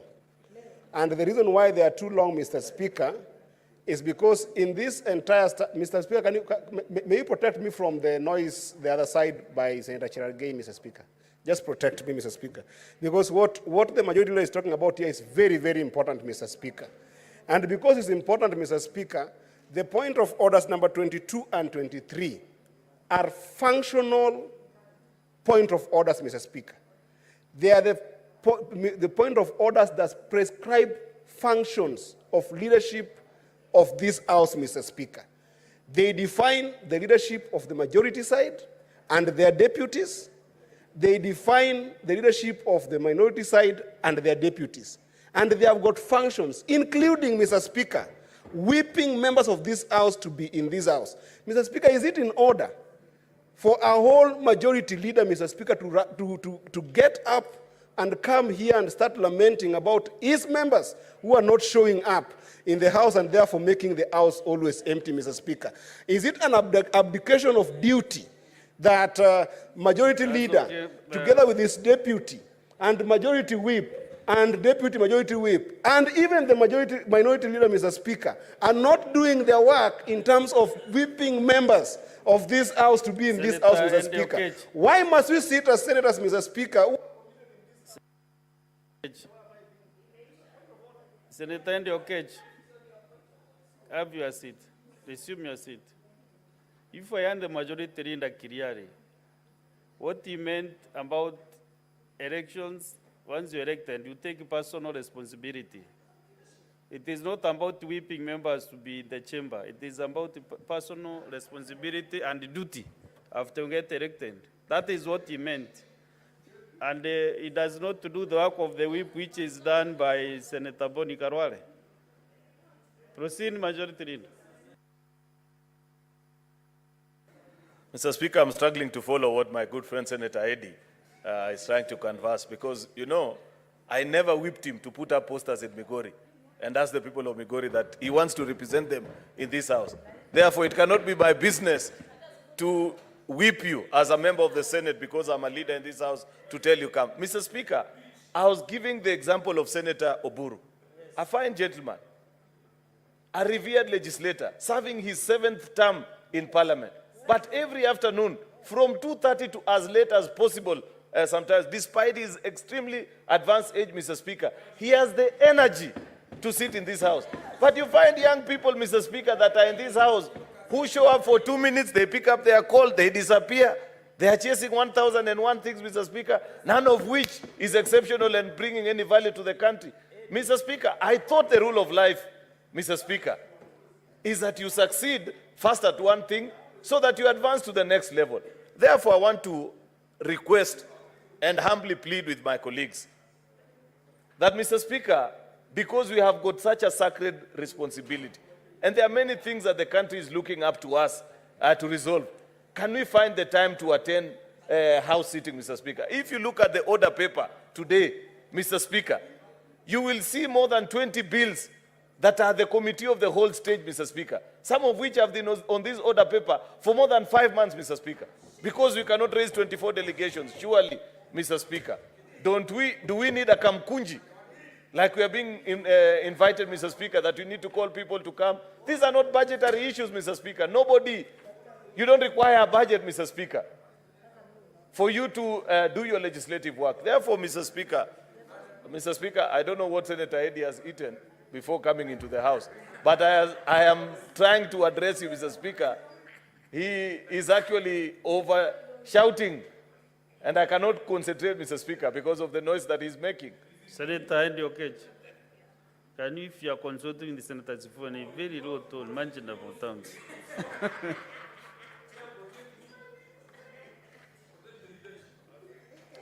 Therefore, Mr. Speaker, I want us to take time, look into the issues that are being raised, and be fair to your country, because your country pays you extremely well. We are told many times that you are among the best paid legislators on the planet Earth. Can we also deliver quality work?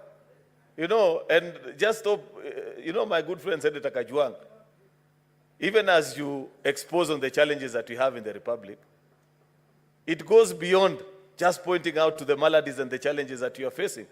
And be fair to it. It cannot remain on record what you said this afternoon, that despite the challenges that we have in our education sector, that our education sector produces only house helps. You are not a house help. You went to Moi University together with me. You are here because the education system worked.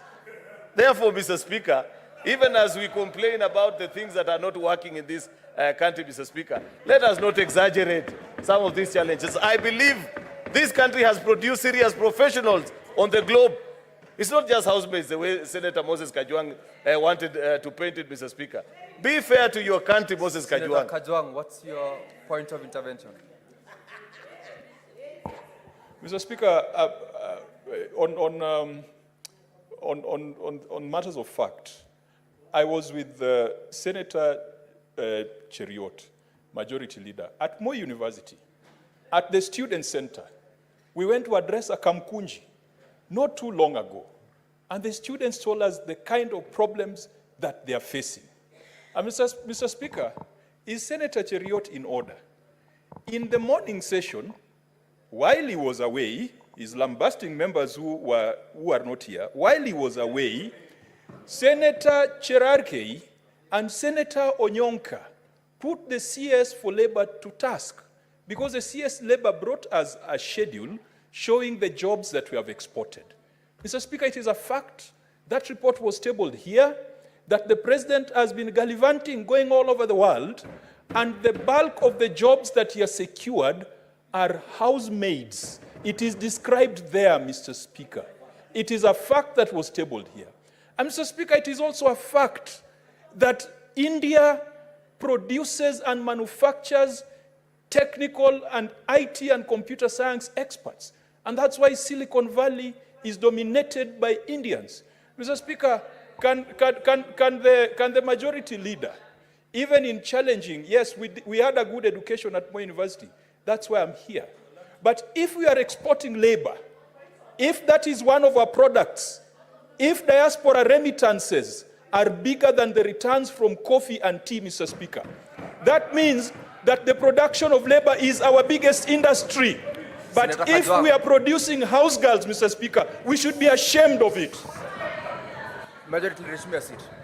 Speaker, Senator Moses Kajwang has not disputed the fact that I laid bare in the Senate this afternoon, that he is misleading this House by claiming that the only labor that Kenya produces is housemaids. That is not a fact, Mr. Speaker. I know for the record, Mr. Speaker, you didn't speak of the percentage. You said only. Where did you learn your English, Moses? Only means 100%, Mr. Speaker. You can see now, Mr. Speaker is trying to amend his statement because he knows that he has misled this House, Mr. Speaker. Mr. Speaker, that is not the point that I'm trying to converse. I know for a fact, Mr. Speaker, that part of the reason why the foreign remittance, Mr. Speaker, is high is because we have serious professionals that we have produced, from doctors to engineers, that are serving all over the world. Members, order, honorable member. Allow the majority leader to address his point. Proceed, majority leader. Mr. Speaker, Mr. Speaker, Senator Korir, Senator Gloria, allow the majority leader to proceed without interruption. Proceed. Anyway, Mr. Speaker, I want to conclude, and I want to commend the senators that are in the House this afternoon, including my friend Moses, longest-serving member of the Senate, Mr. Speaker, but always here at 2:30, sits patiently up to 6:30 on most afternoons, Mr. Speaker. Mr. Speaker, I want to request Senator Madzayo to second this motion. Senator Madzayo.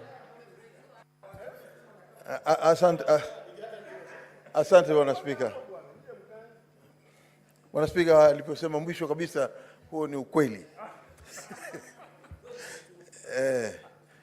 Bwana Spika, kitu cha kwanza nataka kuunga mkono hoja hii ya kuweza kugeuza ratiba ama taratibu ya kalenda yetu ya nyumba. Bwana Spika, kitu cha kwanza ni kwamba kunazo sababu ambazo zinafanya tuweze kugeuza kalenda hii. Cha kwanza ni kwa sababu tumekuwa ile tarehe ambayo ilikuwa imewekwa katika kupeleka Senate mashinani imeweza kugeuka sasa na ikawekwa tarehe zingine za mwezi wa 11. Bwana Spika, vile vile pia itaweza kupatia nafasi maseneta kuweza kujiandaa na kusafiri kuenda mpaka huko Bungoma ili kuweza kushirikiana na ndugu zao wananchi wa Bungoma kuwa na hiyo ratiba ya Senate mashinani.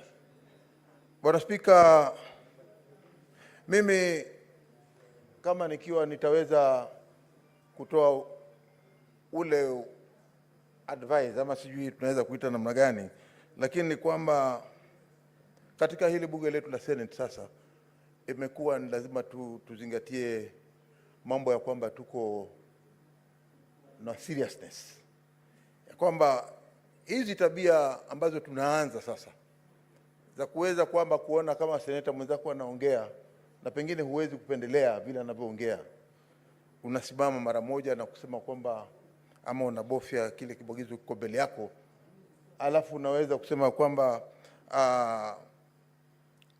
unataka kutoa hoja ya nidhamu.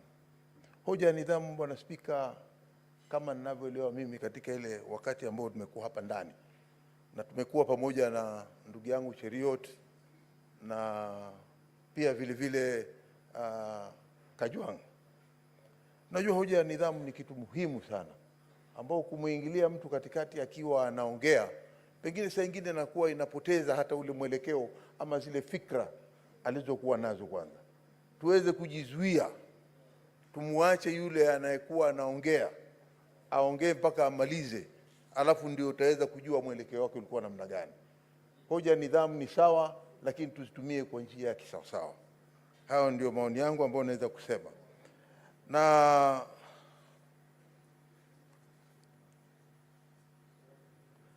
cha mwisho ambacho mimi ninaona ya kwamba ni cha muhimu, Bwana Spika, hivi sasa tutaenda katika Senate mashinani, tutakuwa na watu wengi kule na ukiangalia hapa ndani hivi sasa utapata ya kwamba maseneta walioko hapa pengine ni kidogo kuliko ile nambari nitakana kuwa. Tumekuwa hapa nikikumbuka kama ile Senate ya kwanza ya mwaka wa 2013, Bwana Spika, ilikuwa inajaa sana mpaka ikifika saa 12:30 bado watu wamejaa, bado maseneta wamejaa ndani ya chambers sana. Ni ukweli kabisa, na ukweli ukisemwa saa nyingine inakuwa ni uchungu. Ni ukweli kabisa, ndani ya hii Senate tukiangalia hivi tunaona tumepoteza mwelekeo. Naomba ndugu zangu, ni muhimu sana kuona ya kwamba tukiwa hapa ndani tunajifundisha na tunajua, wale ambao wamekuja hivi sasa waweze kujua. Mtu kama Boni Halwale huketi hapa mpaka mwisho kila siku, hiyo hatuwezi kataa. Ndugu yangu Sifuna pia anaketi hapa mpaka mwisho, hatuwezi kataa hiyo. Kwa hiyo nataka pia kuuliza wale wengine, haswa wale maseneta wapya, kwamba wamekuja ni lazima waweze kujua. Hata Senator Gloria pia yuko pale, huketi sengine mpaka mwisho ukiwa kuna sababu, lakini ana zile tabia zingine ambazo anaingia hapa ndani sitaendelea pande hiyo, lakini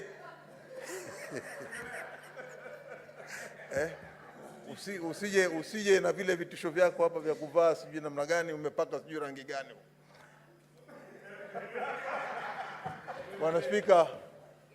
Bwana Spika, mimi nataka kusema tu kwamba naunga mkono ndugu yangu alivyoleta hii hoja ya kwamba sisi tuweze kugeuza ile kalenda, na nafikiri itakuwa ya matumizi zaidi. Asante Bwana Spika.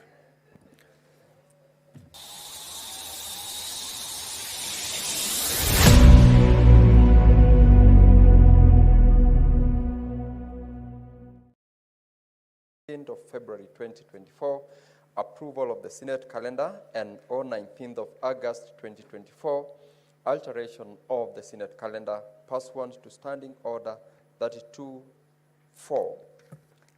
The Senate resolves to further alter its calendar, regular sessions for the third session 2024 in respect of Part 4 to 1. Continue with regular sittings until Thursday, 31st of October 2024. 2. Proceed for recess from 1st of November 2024. And 3. Resume regular sittings on Tuesday, 12th of November 2024.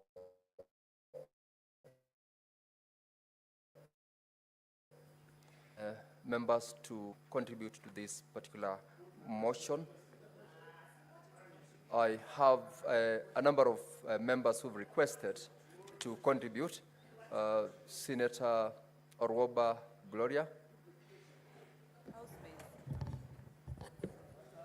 Thank you, Speaker.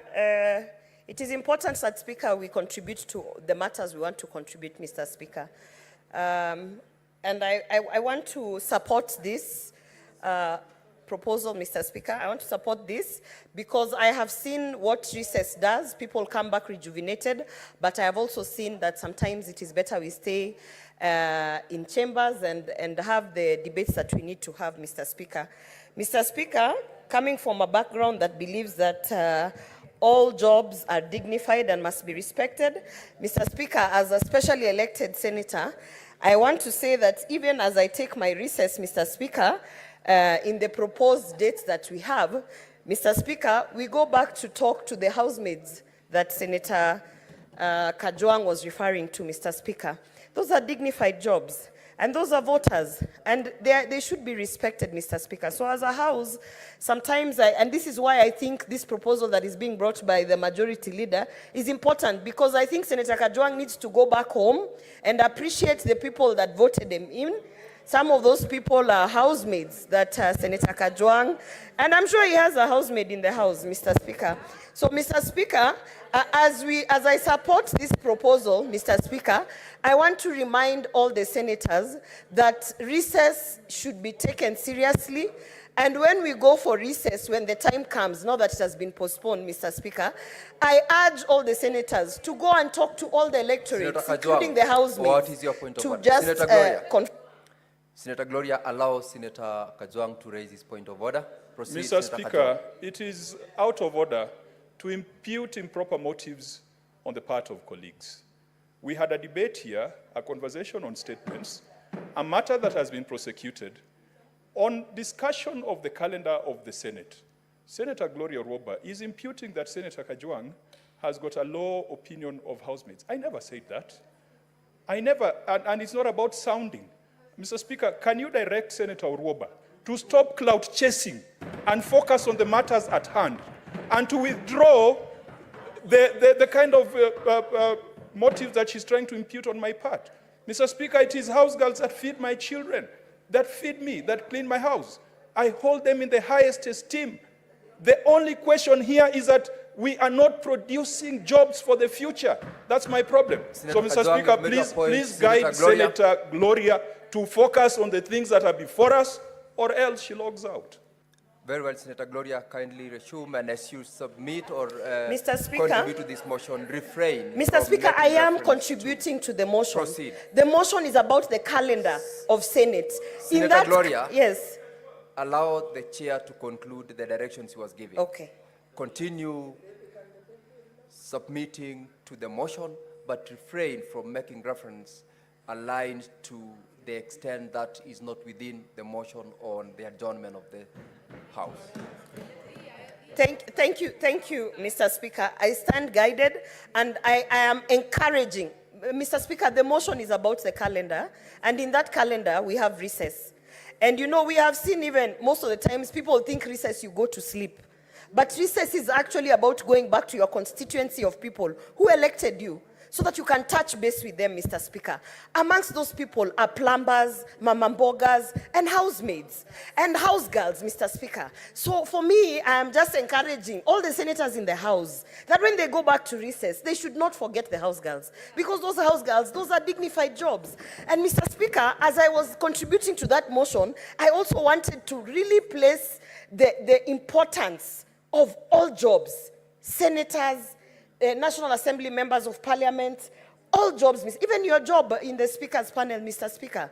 And this is being addressed in the calendar that we have there, because recess, the purpose of recess is so that we can touch base with the people who sent us here to represent them, Mr. Speaker. And I can tell you, as a specially elected senator to represent women, Mr. Speaker, we fall under the cadre, most of us, of house girls. So I am speaking to those specially elected constituency of people. We respect them, and Mr. Speaker, even if we have to export 1 million house girls, Mr. Speaker, to Dubai, to wherever, some of these house girls, I have lived in Denmark. We pay some of these house girls more than we pay the senators in this House. So, Mr. Speaker, we should remember that every argument we bring to this House, Mr. Speaker, Senator Gloria. and I want to conclude by saying I support the motion. Senator Sifuna. Honorable Speaker, let me begin by saying that I share in the frustrations that have been expressed by the Majority Leader, because I sit with him on the Senate Business Committee, and also you do. Honorable Speaker, if you look at the matters that are on the order paper, it's sometimes very, very difficult for us to clean the order paper, and I'm sure that each one of us is interested in making sure that their business moves.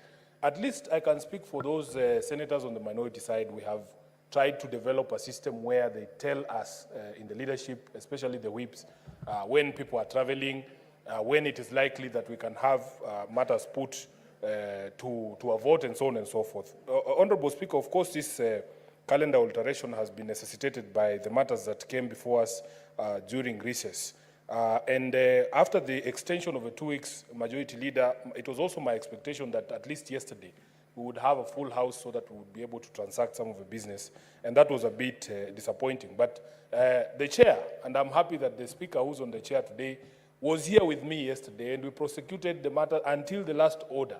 And it was, as the situation was as described by the Majority Leader, the House was quite empty. And sometimes I also wonder, is there another Senate somewhere? You know, because you could be sitting here thinking that we are the Senate, and yet the quorum is somewhere else. And I also sometimes ask Eddie, my Senator Eddie here, to also take me to these places that he goes on the afternoons. And because, Honorable Speaker, I don't think it is the work of the whips. And Senator Khalwale can bear me witness, Honorable Speaker. It is not the work of the whips to carry senators physically on their backs and deliver them to the House. Resume your seat. What is your point of order, Senator Eddie? Mr. Speaker, you know, I don't know what is going on with the leadership today, Mr. Speaker, because the leadership keeps on imputing very improper motive on members, Mr. Speaker. I think, Mr. Speaker, it is not fair for, and I think it was on a lighter note, but the problem is that on this answer, anything that is said cannot be a lighter note outside there. It is wrong for my deputy minority whip to actually try to tell the nation that I'm not here in the afternoon, Mr. Speaker. When his own bill was here yesterday, Mr. Speaker, it is me who actually sat here and contributed the entire 20 minutes on his bill, Mr. Speaker.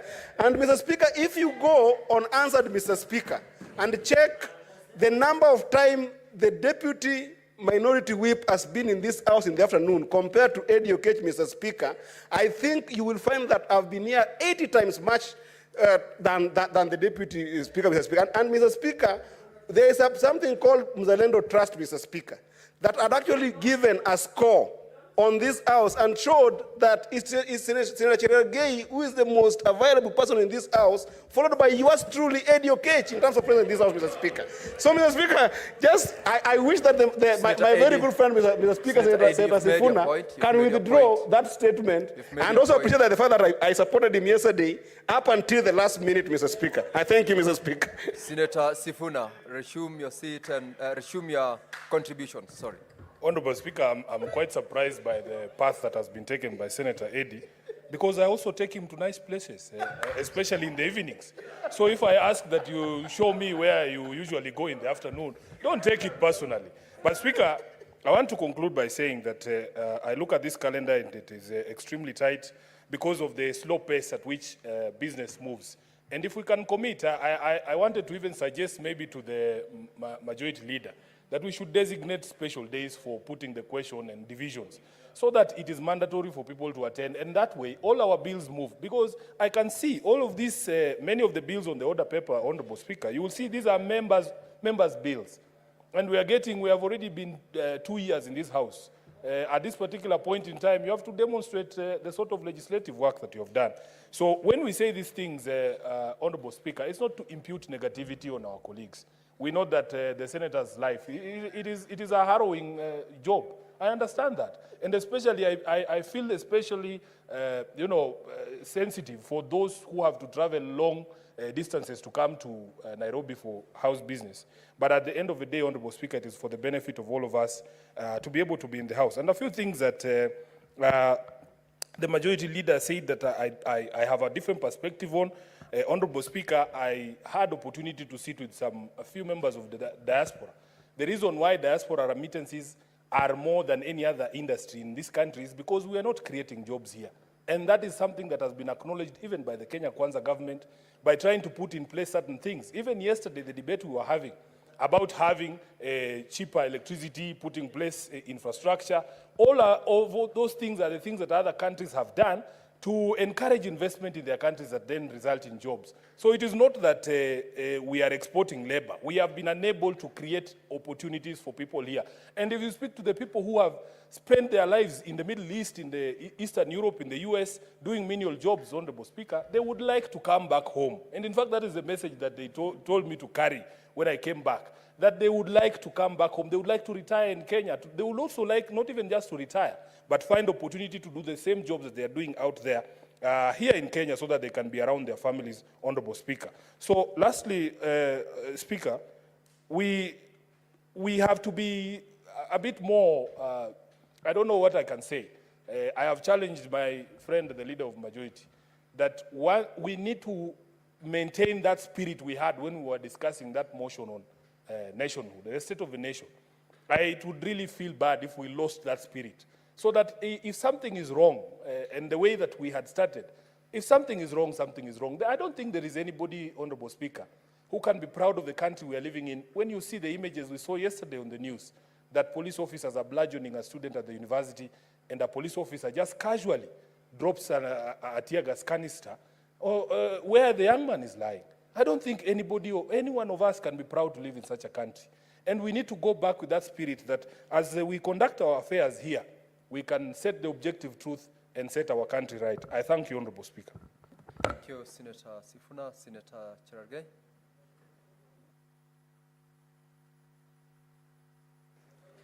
Mr. Speaker, thank you very much. I think this is a procedural motion. I want to support Majority Leader on this procedural motion on the review of our calendar. I think I agree and share with the frustrations. I'm proposing that and the minority leader is here and majority leader is here, is there a possibility, Mr. Speaker, to develop a system within the caucuses of both minority and majority to alert members? Because looking at the order paper, 90% of the people who own bills in this today's afternoon are not in the House. So it means if those people are not here, Mr. Speaker, we can't proceed.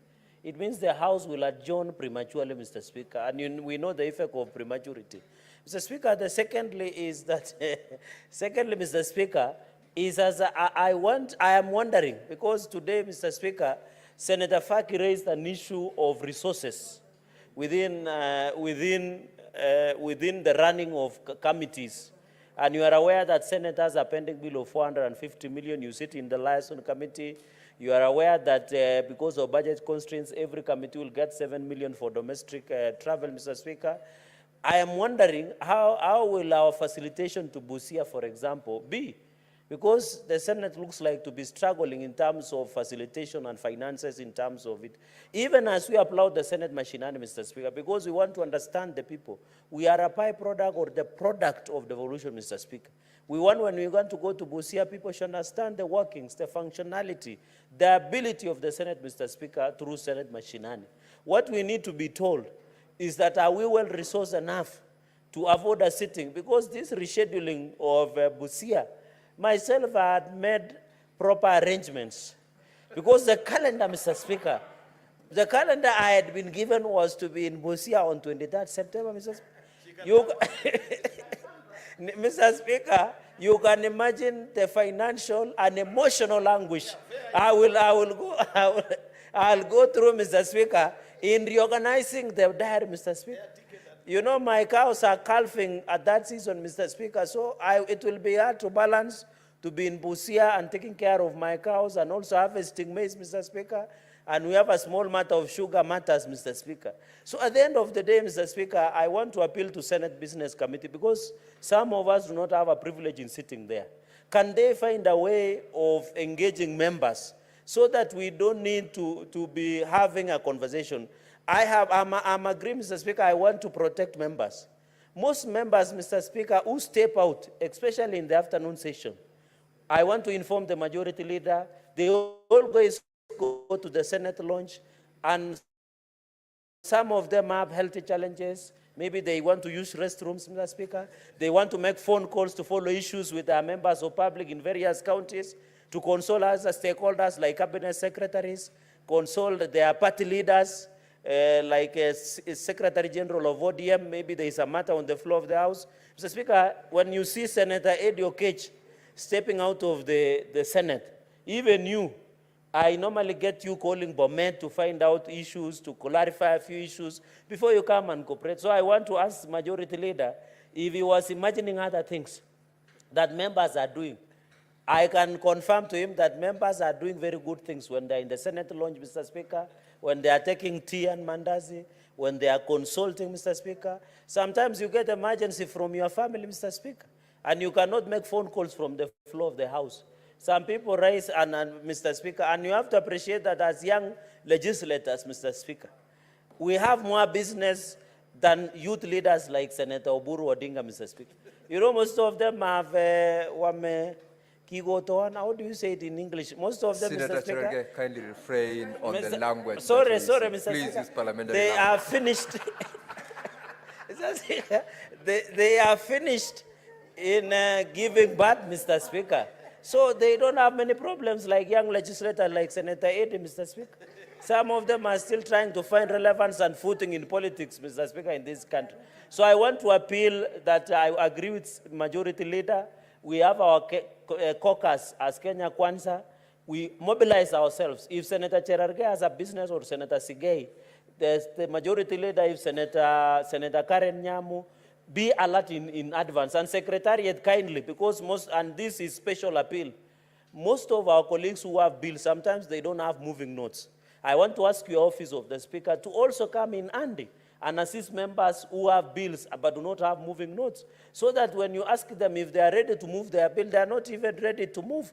So I want to appeal, even as we look at the challenges, Mr. Speaker, but I want to challenge Senate Majority Leader.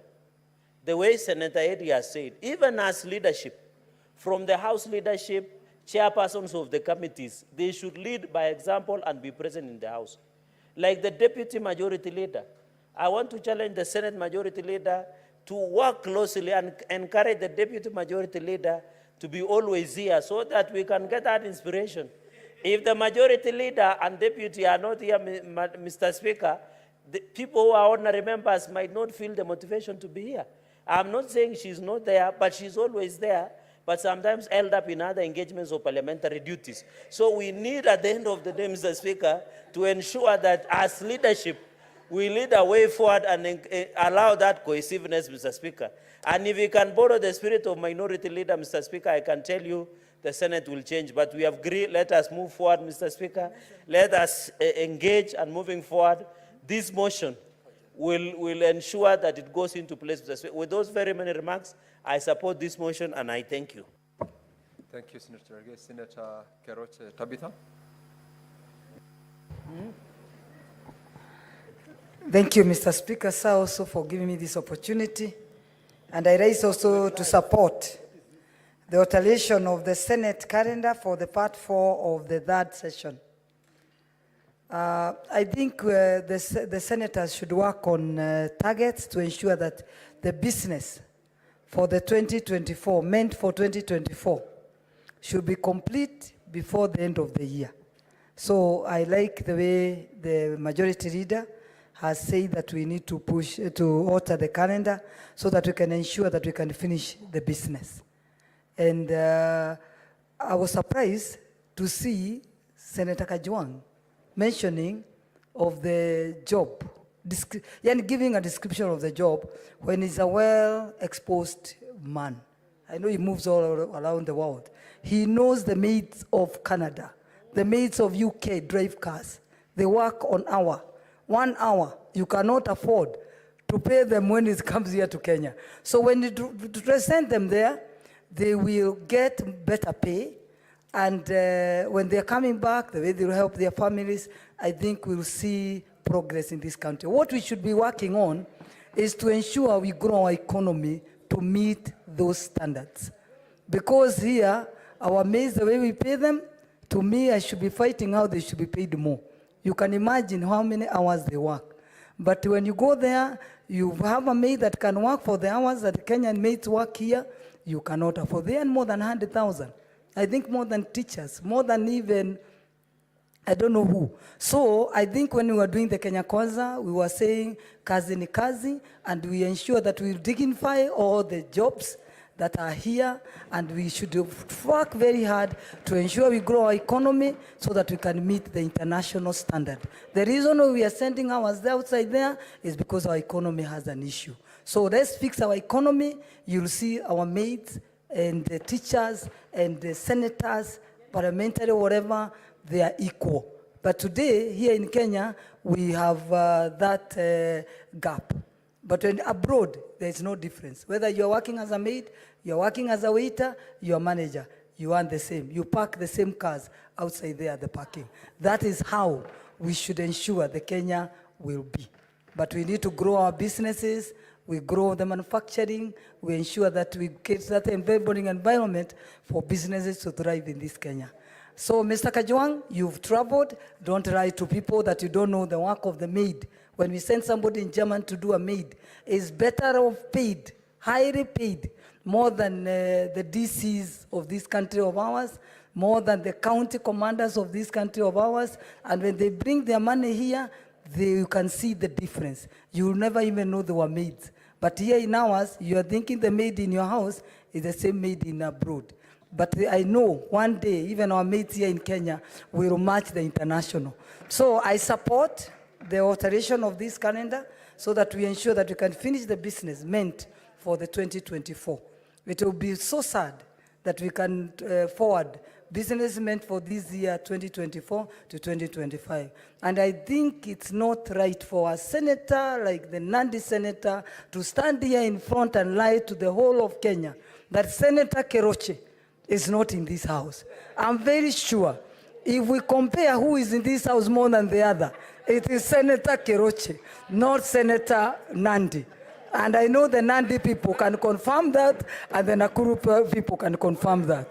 Thank you, Mr. Speaker, sir. Thank you. Thank you. Senator Kajwang. Right of reply. Honorable members, Mr. Speaker. Senator Kajwang, proceed. Mr. Speaker. The Honorable Senator Kinyua. Resume your seat, Senator Kinyua. Take your seat, Senator Kinyua. Please take your seat. Senator Kajwang, proceed. Mr. Speaker, this being a procedural motion, I intended to make very minimal remarks until Senator Keroche spoke. And until Senator Keroche mentioned Senator Kajwang and Senator Cherargei. Mr. Speaker, let me start with the easier part. The easier part is to support this motion and to remind the House that we have a lot of work to do. And Mr. Speaker, we have a very short time to the end of the session. In the next few months, we will be hosting the East African Legislative Assembly Games here in Kenya, and we know how disruptive that is. In the next few months, we'll be having the Conference of Parties on Climate Change in Baku in Azerbaijan. In the next couple of days, a few of our colleagues will be going for the UN General Assembly. The schedule towards the end of the year is very packed. Mr. Speaker, we hope that we'll also be discussing the formula on revenue allocation. And for those of us who have been here, that has been one of the most contentious issues. And I'm happy Majority Leader corrects me that it will come in the next session. Mr. Speaker, we will be talking about our appointee to the Salaries and Remuneration Commission. So there's a lot of work, Mr. Speaker, not to mention Senate Mashinani, which is usually 1 week of serious work outside Nairobi. Mr. Speaker, I'm proud of the Senate, that even when we were on recess, the Senate kept the nation informed on the things that are happening in dark places in this country. If it was not for this Senate and the Committee of Roads that is chaired by Senator Karungo Wathangwa and the Senator for Kisii, amongst others, this country would not have understood the problems at our airports and the issue of Adani. And Mr. Speaker, everywhere we go to, we are told that the Senate is doing a good job in keeping the government in check. I want to congratulate all those senators who have come out to speak about the excesses of those in power. During the recess, Mr. Speaker, the Senate has held to account governors, those imperial lords in our counties. When they come to the Senate, we have held them to account and put them in their place. And Mr. Speaker, I'm so happy that yesterday, when the cabinet sat, when the first broad-based government cabinet sat, one of the first things that they communicated in their resolution was the invocation of the constitutional principle where if someone makes a decision that leads to the loss of public funds, that person is held liable. And Mr. Speaker, for the first time I saw from the cabinet a statement that public officers who contribute to loss of public funds shall be surcharged and shall be held individually responsible. Mr. Speaker, even when this parliament was attacked by young people who really they were not coming to attack us, were coming to have a conversation with us, it was a Senate that insisted that we must continue with our sessions. Mr. Speaker, I want to urge the House Business Committee that there are certain motions, certain bills that have been in the order paper for quite some time, that we need to prioritize them so that even senators can report progress. And Mr. Speaker, I want to congratulate Senator Cherargei. The other day, I saw that he's one of those senators who has brought more legislative proposals and statements to this House. I believe all of us have got burning and pressing issues that can be brought to the floor of this House. Mr. Speaker, as a House, let us agree to sort out this issue of the oversight mechanisms for senators. I don't want to call it an oversight fund, because it is not money that you'd call a fund. It is oversight mechanisms and arrangements, or giving senators the instruments and tools that can allow them to go around and carry out their constitutional mandate.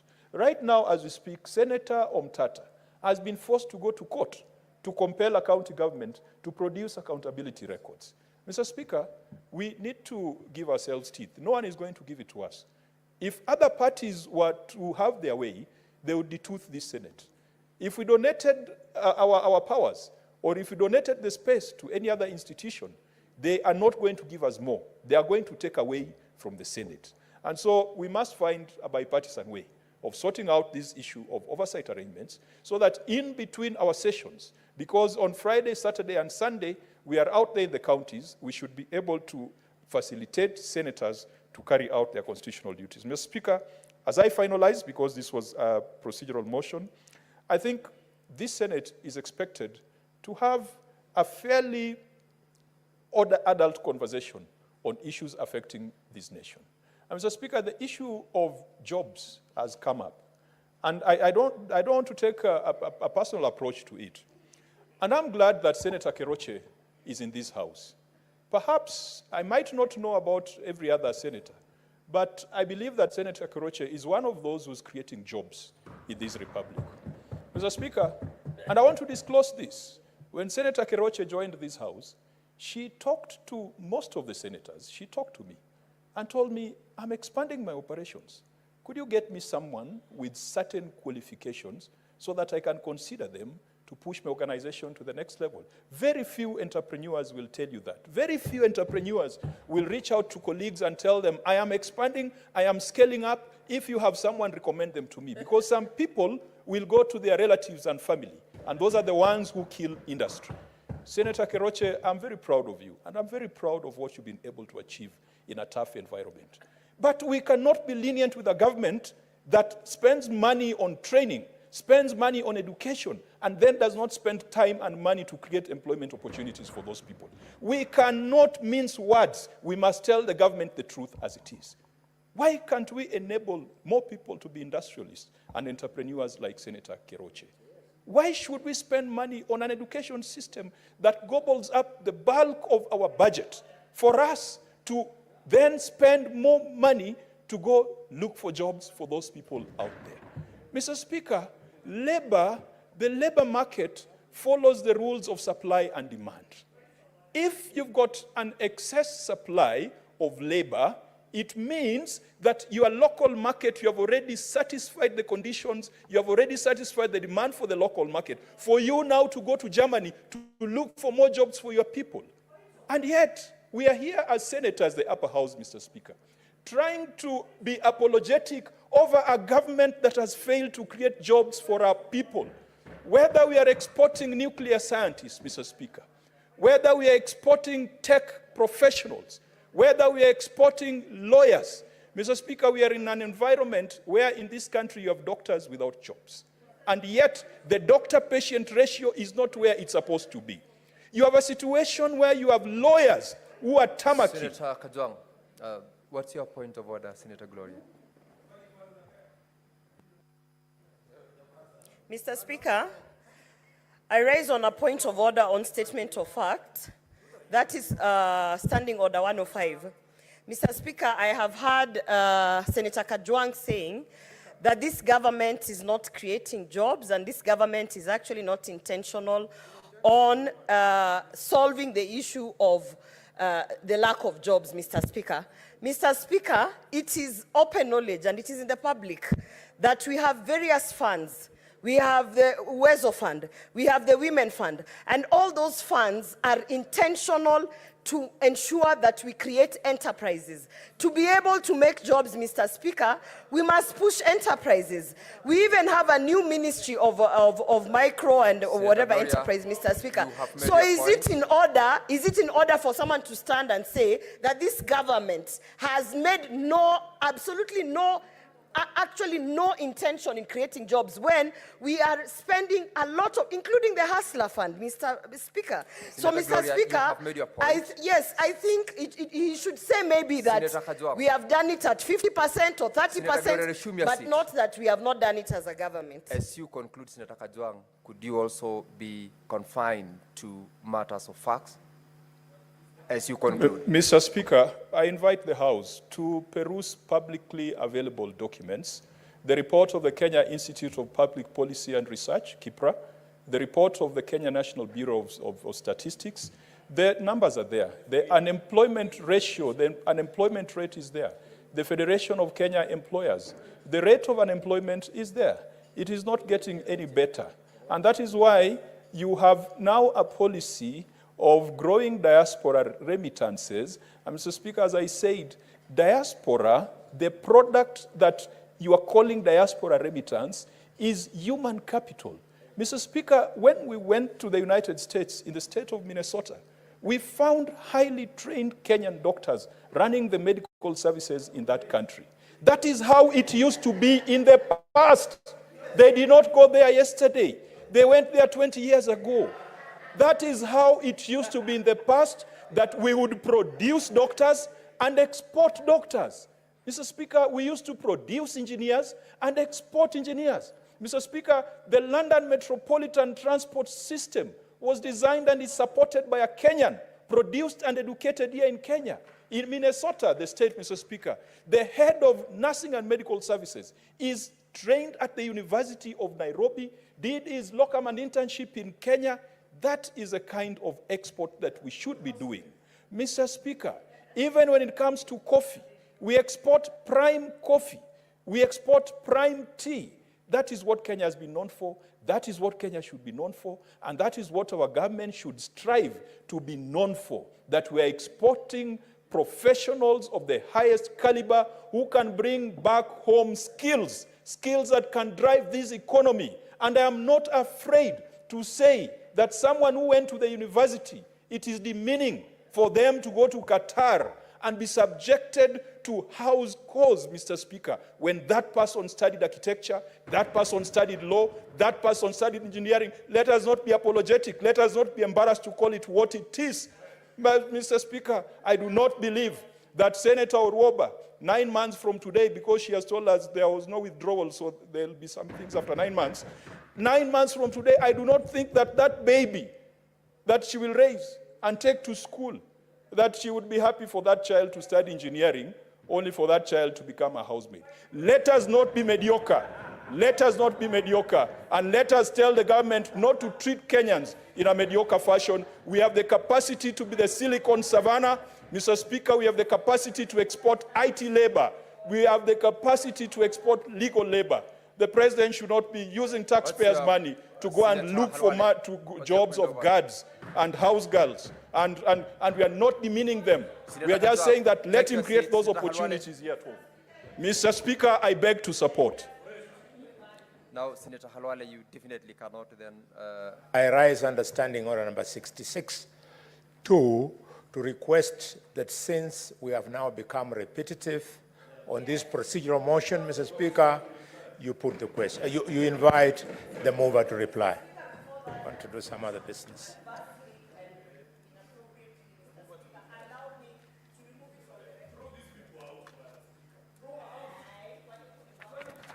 Senator Gloria. Order, Senator Gloria. Senator Sifuna, order members. Order, honorable members.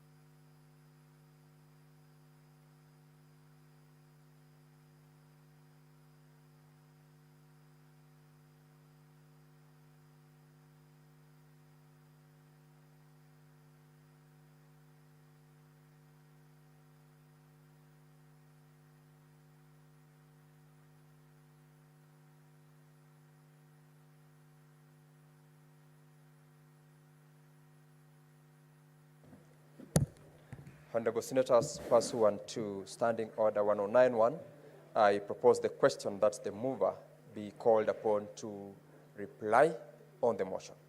Majority Leader. Honorable members, will as many as of the opinion that the mover be called upon to reply say aye? Aye. The ayes have it. Majority Leader, proceed to reply.